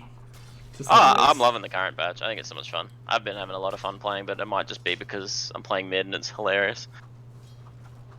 Yeah, I mean, the big problem I have with these patches, like, we're getting games on our like servers, etc., but without TI, you can't see as much abuse. Like, no one thought about IO until we saw it on the big stage, and now everyone's like, yeah, that was a big mistake. I'd be curious to see like how many other hero combinations and matchups, etc., are out there that no one plays. But it's just busted. That only Seb knows about. Yeah, because that one was they mega probably- busted. Like, they won a couple $1 million, like coming first over second, just off that combination. Nothing wrong with it, mate. Being innovative. Yeah. Storm out farming the SF quite hard because he's got to go into all those mangoes. That is the downfall of SF mid, is your net worth doesn't look as great. Because you're buying about, I think it's like 6 mangoes all up. The other The side haste of in it the is bottle. it's not actually a big level advantage now. It's about even. Calvin's really caught up going to the jungle. Radiant structures Yeah. are fortified. Well, SF also has the haste in the bottle, so expect a big rotation coming out anytime soon. And it could just be on top of this PA top, who has actually been struggling against the mag a bit. I thought he would do a lot better, but I guess F18 on this clock sure knows what he's doing to pull the lane back into even territory. It is curious though, because Magnus is sick, so Wasabi's gotten a lot of solo XP. F18 has just been a presence without being seen. You can see, like, he's actually bot lane, and Wasabi's still single-handedly playing this lane quite comfortably. Yeah, he should definitely get shoved out here by Magic at some point. But bot lane, Calvin's coming across. He wants blood. Do they find him? He has cogs, but Matino has the leap still. Calvin also has the leap. They don't have much mana though, so they're going to have to get in there. Skib's late on the mana boot. Curious. Oh, That's that. He also had a space mango, to be honest. F18, space created. Dire's middle tower I honestly think that would have been worth even to die, but Yeah. oh, it is first blood, so maybe a bit less. So top lane though, solo RP, you said the PA is going to get jumped on, and there comes Saviour with a double raise. LY just sits under the tower and lets himself die. I think he bought out. Great rotation. That kicks off the game at 8 minutes, I guess. A very passive game. But the rune coming up, 50-50, yep. Calvin wins it. Calvin gets the arcane rune. I mean, Saviour got the other one. I don't think either team can complain about a 50-50 split, but it's really sad to see both teams just having like their mids sit on the runes and you get left with nothing on one side. Yep.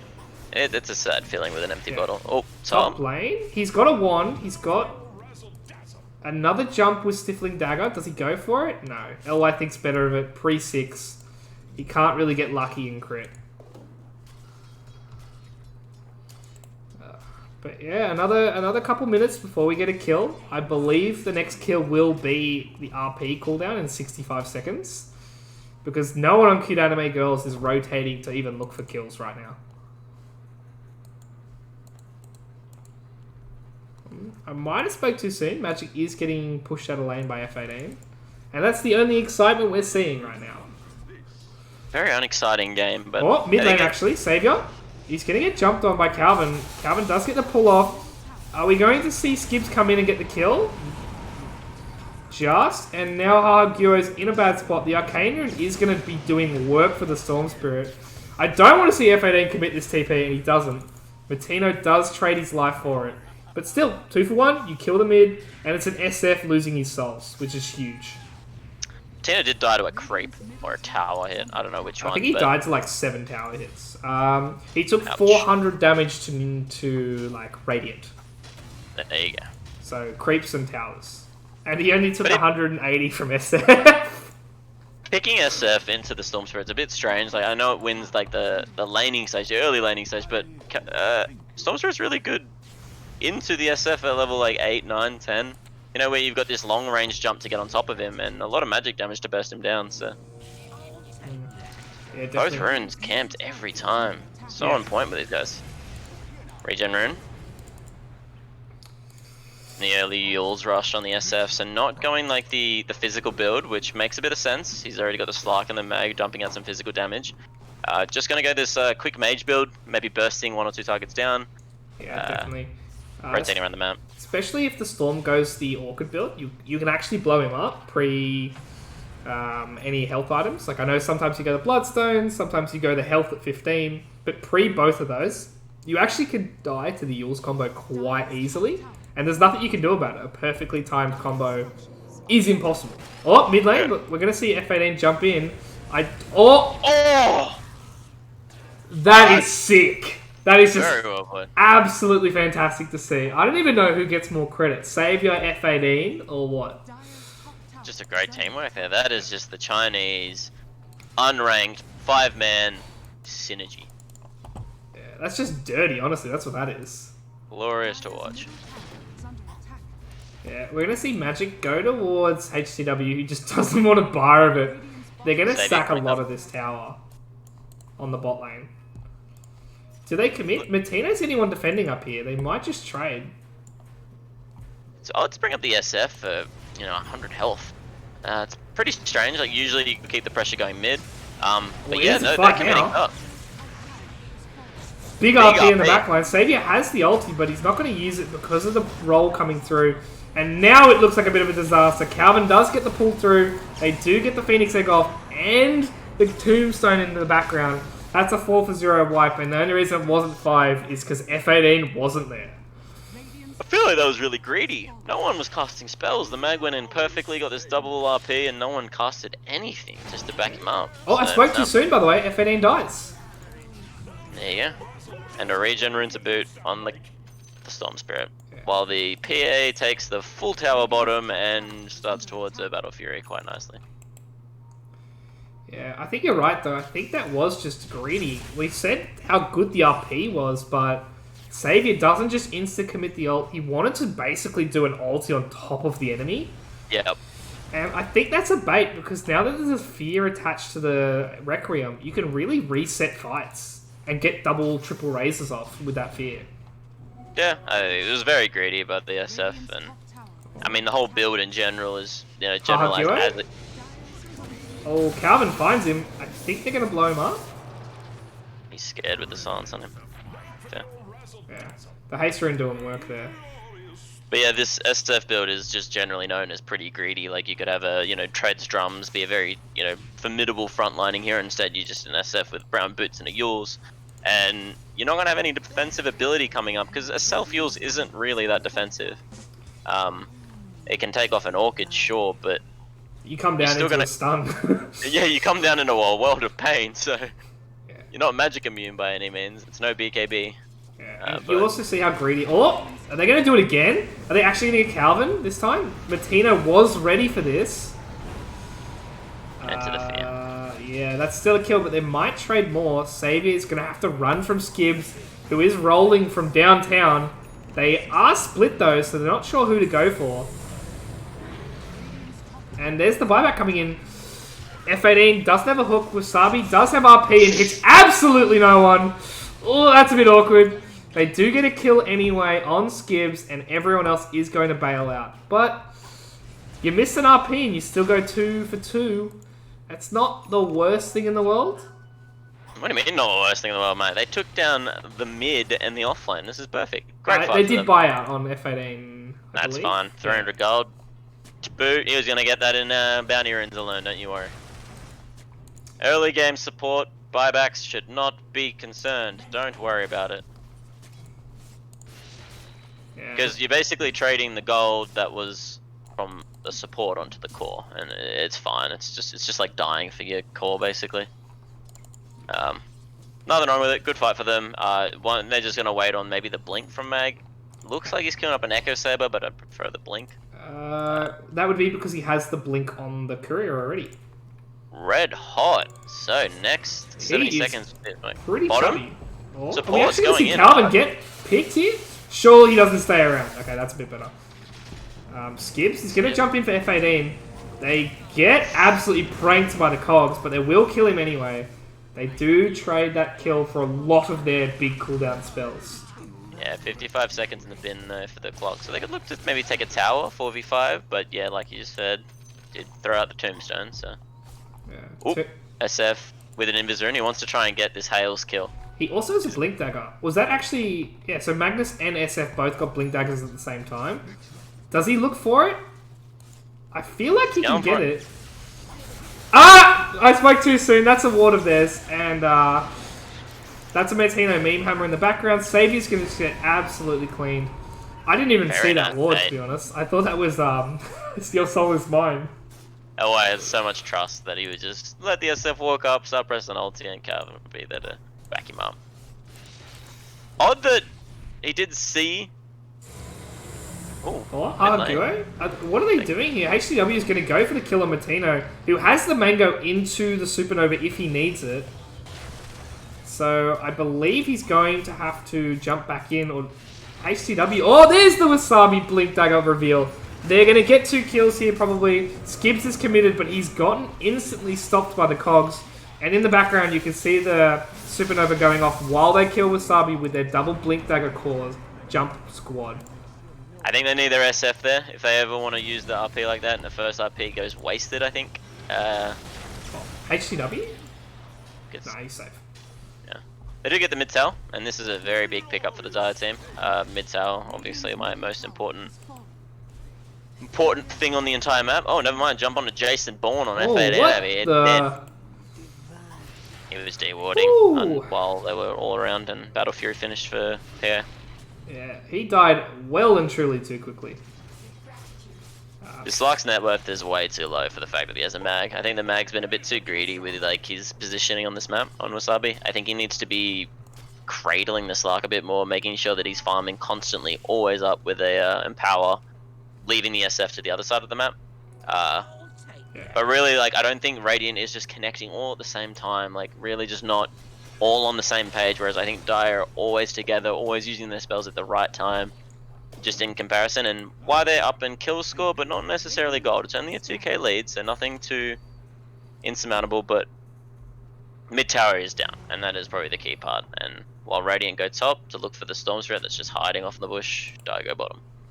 Yeah, definitely. I mean, you talked about being together. Radiant have this smoke gank coming up, but they've got no F18. He's in the mid lane showing in the creep wave, and he's their main initiator, I feel.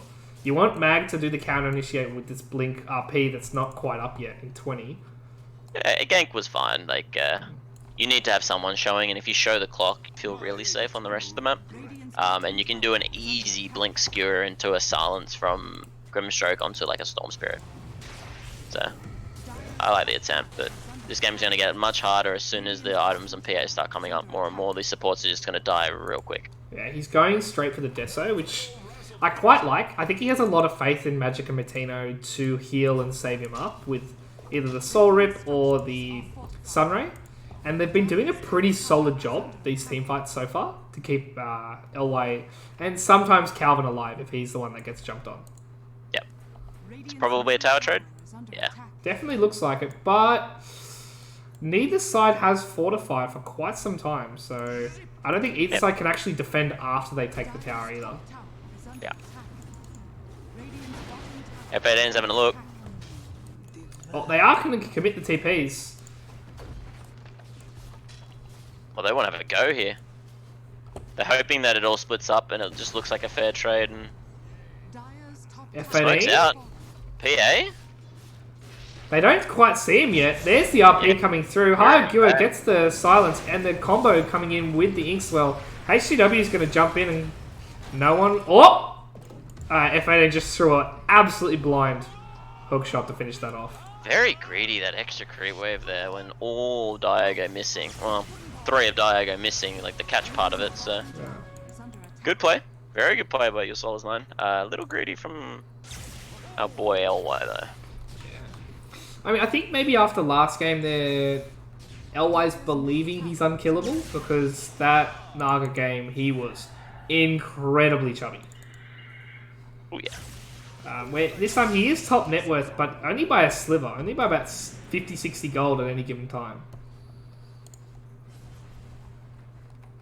So this game, I really feel like it comes down to which team lands their big spell. So I'm assuming their big spell for Cute Anime Girls is going to be the Ags on Storm Spirit. And if you can pull 3 Piras together with the PA and clean up, but then on the counter is obviously the RP. Like, can he pull 2 or 3 heroes together and with the cleave and with the SF combo down, like, do some real good damage? I think that the end game here with the late game coming up is going to just be who lands the spell not first, but better. Between those 2 heroes, because Dire have some really nice team fight, but not necessarily good heroes to, like, you know, purchase BKB and just hit with.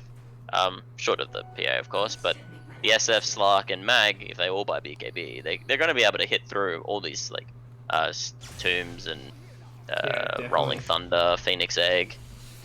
So. Yeah. I think it's going to come down to as well, not just the big team fight. If LY can blow someone up before they get their spells off, where we only really have Savior to do that on the other side. Like, outside of just getting RP, there's no burst potential.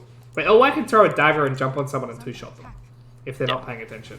And that's, like, especially true for Grimstroke, who is pretty much responsible for locking down the 3 cores, all of which get absolutely railed by Soulbind. Slark is getting up there though. Like, when he gets to his BKB Abyssal, like, you might actually start thinking they've got some burst all of a sudden. Like, if the Undying or the Phoenix gets jumped nice and early, or even the Pango. Pango's a very squishy hero. If you actually look at the types of items he built, it's never raw health. So he only sits on 1300, so he's definitely burstable. So I could see the burst going both ways, to be honest. Obviously PA and Storm favored, but yeah, the team fights are where it's all going to come down to. Yeah, definitely. We do see a smoke gank though, so we finally are going to get some more kills on the board, potentially.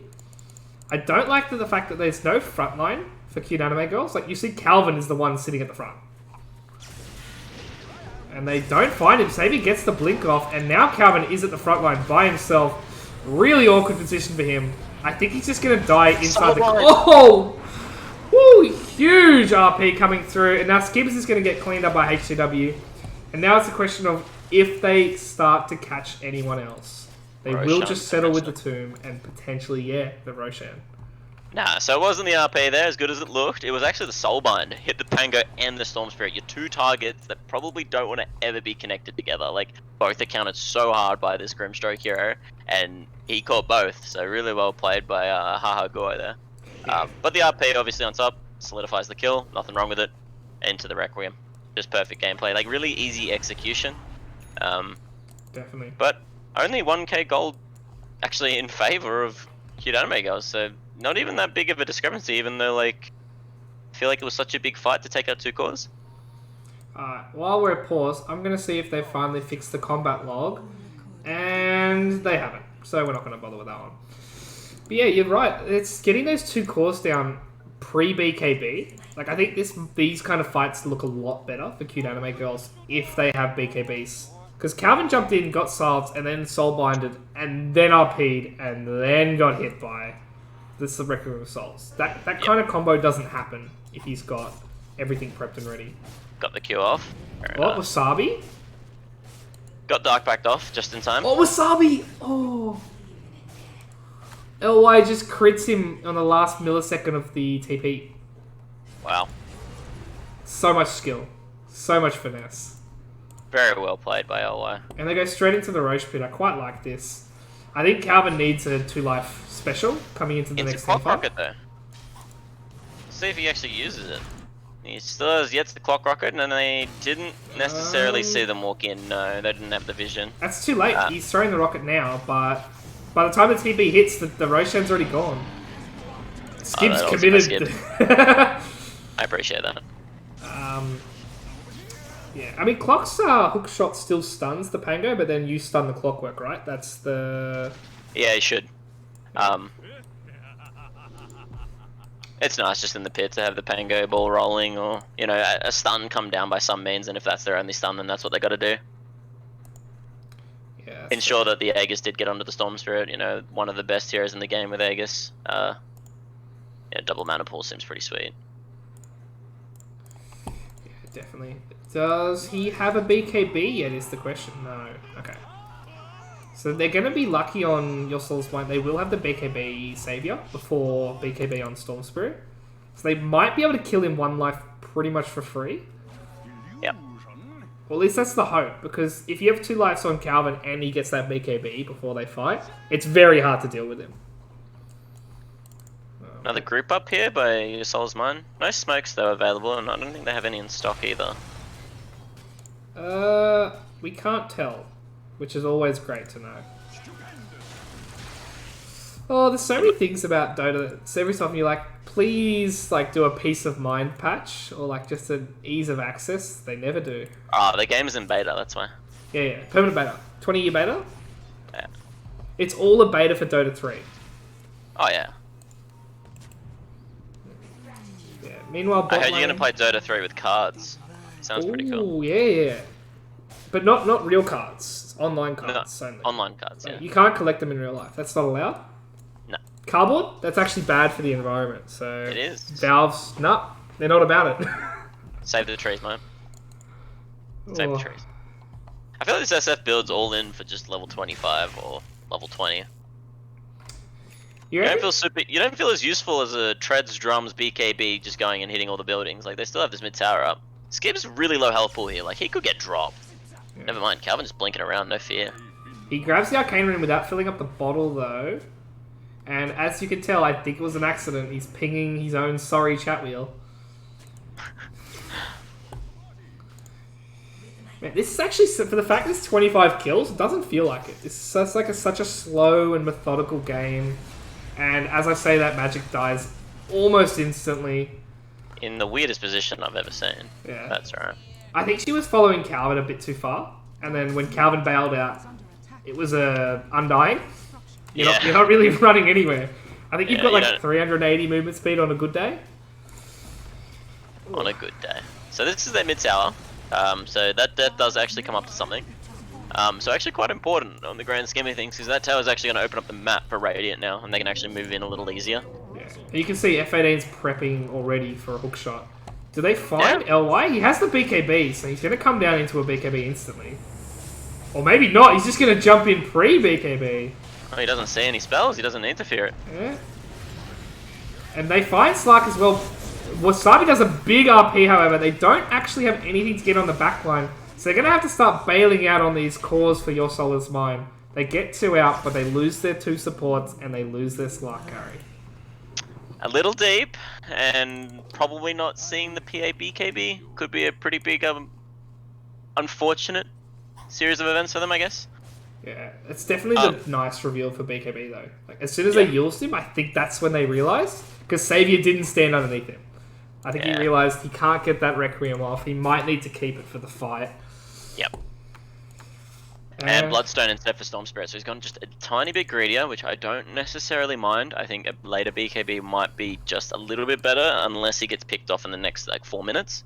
Because a BKB can be really underwhelming if you never get to press it. You don't really get to farm as fast, obviously, as a Bloodstone. Yeah, definitely. I mean, plus the Aegis. You've got that window where you can get free Bloodstone charges. Or attempt to get free Bloodstone charges. Yeah, but only a minute left on the Aegis, so... True, and they do look like they're kind of posturing around this tier 2. They haven't really gotten any objectives. They got, obviously, the Roshan objective itself, but since then, they've only really had that team fight on their own high ground. They haven't really done anything massive with that Aegis. And I think that's all they need to do. I think they're going to win this late game if they just keep an advantage, which they have been. Martina with some cheeky Meteor plays. Because I think this PA becomes pretty unchecked in the late game. A BKB to counter the SF, potentially... Oh, Magic. We're going to have to slow down on the analysis while Magic just gets killed. She actually hasn't died yet, and they're committing what feels like every single spell for her. We're going to have to see if Cute Anime Girls can punish this. I don't know how, unless they find Savior without a BKB ready. This could be how they find it, and he gets the heals off just in time, luckily. But he's still going to get stunned by the end of... Just misses on the Supernova, but still dies to LY anyway. Martino just got exploded. Latino dives straight into the Requiem. BKB about to end on the PA. Doesn't matter, HCW gets crit and disappears. LY is stuck in no man's land though, so I'm not sure what he plans on doing here. They're going to lose Skibbs on the sideline. Calvin Back on has... HCW. Ages what, 20 seconds? 3 seconds. 2. There we go. So almost a really bad fight for both sides, but it ends up coming out pretty much even throughout the board. Nope. Not a good fight. Slack ball back. They got the kills, honestly, gold-wise. They actually made just as much money. That's the worst part. He was close to BKB, though. You are right. Yeah, no, this is awful. Slark is no closer to anything than he was like 4 or 5 minutes ago when I was talking about how big he was and getting an Abyssal and stuff. Because he needs to get up to those items. He needs to find his MKB, his Abyssal, his BKB. And all the while, this PA is almost up to... Whoa, Hyperstone. Going to Hyperstone. It's going to go the Moon Shard. Get some nice night vision going. Bonus plus side is a bit of attack speed. But yeah, the 409 bonus night vision is really good. Yeah. He's also got the Blur Evasion at 20. Oh, God. Yeah. Clutch, mate. 85%. Yeah, I mean, that's going to make it even more crucial that the Silver Edge proc, and then I'm assuming once he gets the BKB, MKB afterwards, I think he's got that queued, yeah. He's going to need those items even more desperately than we were talking about 2 minutes ago. Magic, on the other hand, suicides for a bounty room. Well, this is their opening. They actually don't have a hero here. Radiant's top tower Missed the hook, unfortunately. Yeah, that would have been a kill on Calvin as well. He didn't actually have a full mana pool, and he doesn't have the BKB yet, as we discussed, that Bloodstone being the first pickup. Oh, this is where it's spicy though. This is like Cute Anime Girls have the lead pretty solidly in check. It comes down to the next team fight that they decide to take. In my Yeah, mind. it's all about who gets that initiation. Like, does PA kill someone instantly, or does Mag get a cool 2-3 man RP into the Requiem?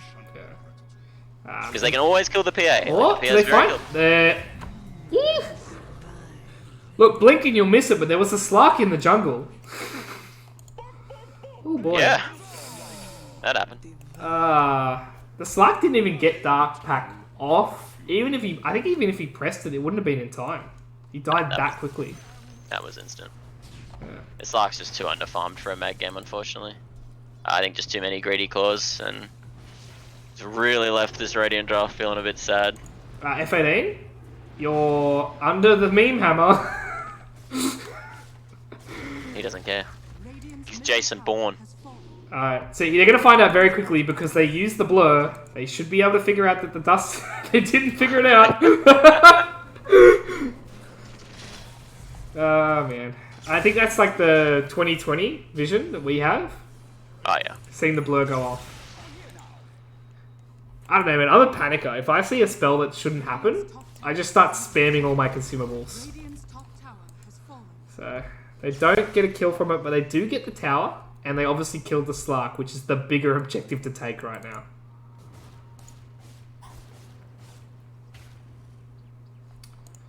This game's just looking pretty easy for the PA. Yeah. She can have a no dramas here. She's going Satanic next. Not even finishing the Abyssal.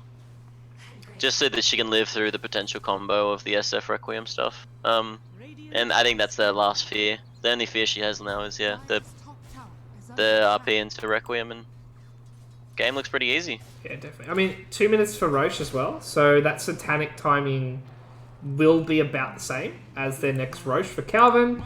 And the BKB timing as well. So you talk about their worries. I think that pretty much solves all of them. The Satanic, the BKB, and the Aegis. Hex on SF. Ooh, okay.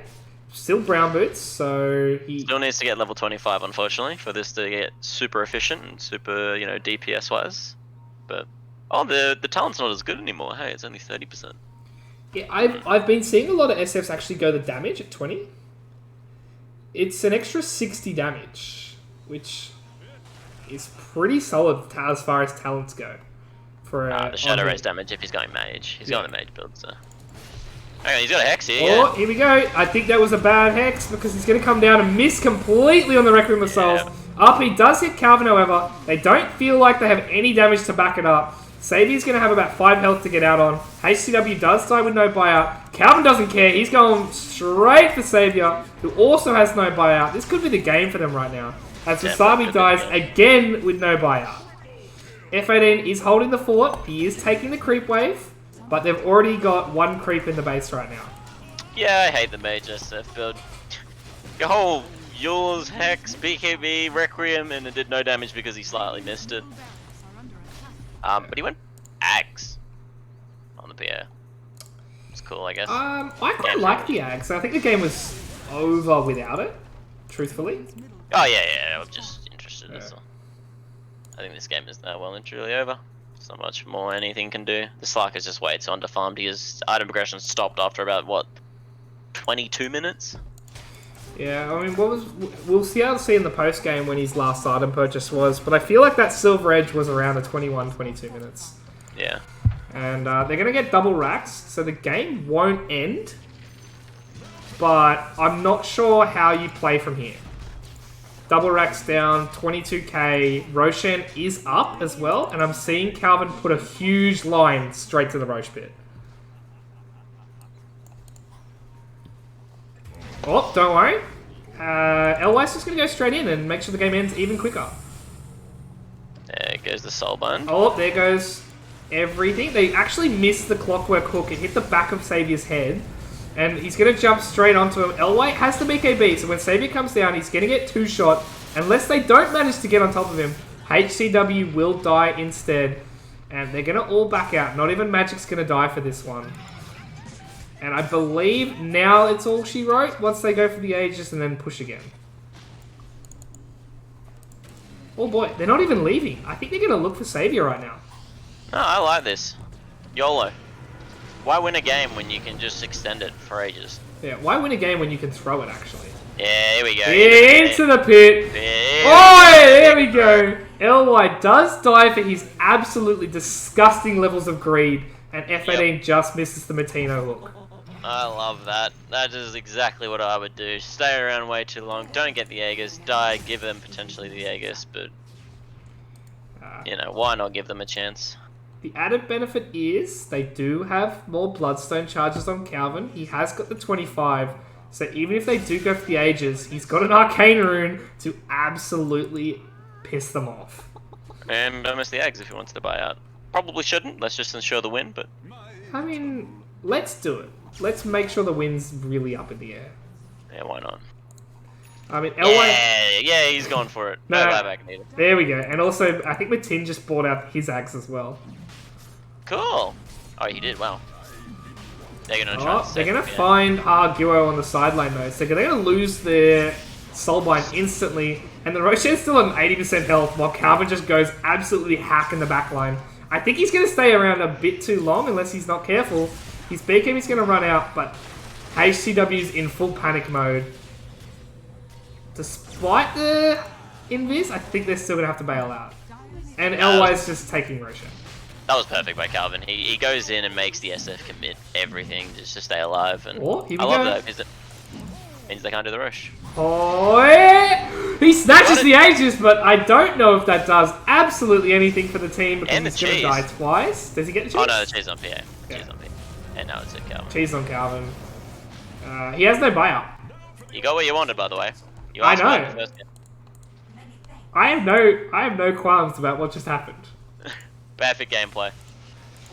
Aegis is quite important. I mean, if there's any try to maybe like get them in the fountain sort of thing. Timeless Relic. Timeless Relic and Havoc Hammer, both very solid items. How dare you say Havoc Hammer is solid? Dude, it's solid. It's 30 damage, 18 strength. They don't have any strength heroes that it's useful on. Don't get me wrong. Oh, big play. They might actually be able to kill PA. They get the Hex off as well, but they unfortunately get stun locked on the SF. Egg saves him completely. HCW is trying to kill the Egg solo. Metzino, best pos for Oz. That was actually hot. But also, how does Calvin and LY get chained together like this? They're best friends. Oh, they're all in this together. Calvin's going to jump back in. They're going to kill Wasabi. And they're going to call the GG coming out from the team captain. And it's going to be a nice Not clean, but secured 2-0 coming for Cute Anime Girls. I'd say fairly clean. I think there was maybe like only a few hiccups, but that was much better. Much better than their first performance. That's true, actually. Comparative to, what was it, Yeah. 2 days ago? 3 days ago? Wednesday? Yeah, like this is a totally different team, and weird saying that with Miguel Z, such a powerhouse player, like out of it, but yeah, like Skibbs really did hold his own. He didn't look like he was out of his comfort zone at all, and secretly carried the boys. But I'm gonna have to just go ahead and give Calvin the old MVP. What a turnaround! Yeah, he definitely looks solid. And now here's the issue for Cute Anime Girls. Do they play Calvin mid? Do they play him as a core again, or do they relegate him back into this dumpster fire offlane that he might pull it together, but right now it's not looking great for him? Yeah, how do they work out their team from here on out? Because that looked really good for them. They looked really clean, and they had a lot of synergy. They had a good energy going, I guess. And if they bring Miguel Z back in, they're going back to this old 3 core that have all greed, I guess, a bit of greed. And Calvin's slight inability to play offlane compared to his other core roles. Yeah. How's Miguel Z's offlane? Have you ever seen it? Could you relegate him? Because I know I haven't seen LI offlane in a long time. He's a good enough player to be able to do it, Yeah. no doubt in my mind, but I don't know if that's the thing that would happen. I don't know. Have to keep our eye out on that team, I think. Yeah, that's fair enough. Also, just quietly, we finished perfectly on time. It is 8:01. We were meant to finish the cast at 8 o'clock. And the players, I think, all of the games were quite enjoyable for the fans, I hope. Except that bloodbath. Some people might like that for 15 minutes. The fact it went on for 30 is a bit of a worry. Yeah, I guess so. I think Fury has to... as one of the better captains in Oz, I think I'd put him top 3, objectively. Yep. I think he needs to rethink letting that game go. Yeah, letting that game go is definitely a weird moment for me. That's just beating a dead horse with a stick, Yeah. But either way, I think that might be all. Do you want to say anything before your next series next week, or...? Who am I versing? Oh, you're going to make me look it up, aren't you? Yeah, 100%. I need to talk some trash. I need to talk some real trash. So, for those that don't know, Splicko plays for Ardio Chula, and they're... I'm the residential mid-thrower. I constantly throw, no idea how to end a game, and Riz yells at me all the time. Your next game is up against C's Better, and that's not till Friday. Oh, what? So long way. You're versing Reverie, Buzzkin, your best friend Tekor, who... from the old Atletico days. Yep. Lon, Silvos, that could be a fun game to watch. Who do I talk trash here about? Because, Buzzkin's going to get relegated. There's no way Buzzy's even playing. Dude, he's playing mid at the moment. He's playing really solid mid. To tell you the truth. I sort of just would rather if you maybe you're sick that day, Buzzy, because you're gonna lose a lot of your ego when you come up against Big Hog mid and get trashed. Go PM Cozy, go PM Zem. You're just gonna read it. You're gonna get dumped mid. You'll still win the game, but I'll if I have second pick after you, if I make sure I have last pick, you're gonna get dumped, bro. So good luck. Fair enough. So I'm sort of the best thing ever to touch the mid lane. Yeah, something to look forward to for Friday. Meanwhile, we will not be back on stream until Wednesday, where we've got no BKB v ShadowNet. Corrosive's trying to defend his tournament victory from last season, and then obviously Your Soul is Mine. No BKB, and... oh, you mean who's on that team? Yeah, who's that one? That's Bowser, Xavier, Kozzy, Andros. Ooh, that's a good game. Yeah, and then we're going to see a repeat from the 2 losers of today. Your Soul is Mine up against Sincerely Fury for that 8 PM slot. So make sure you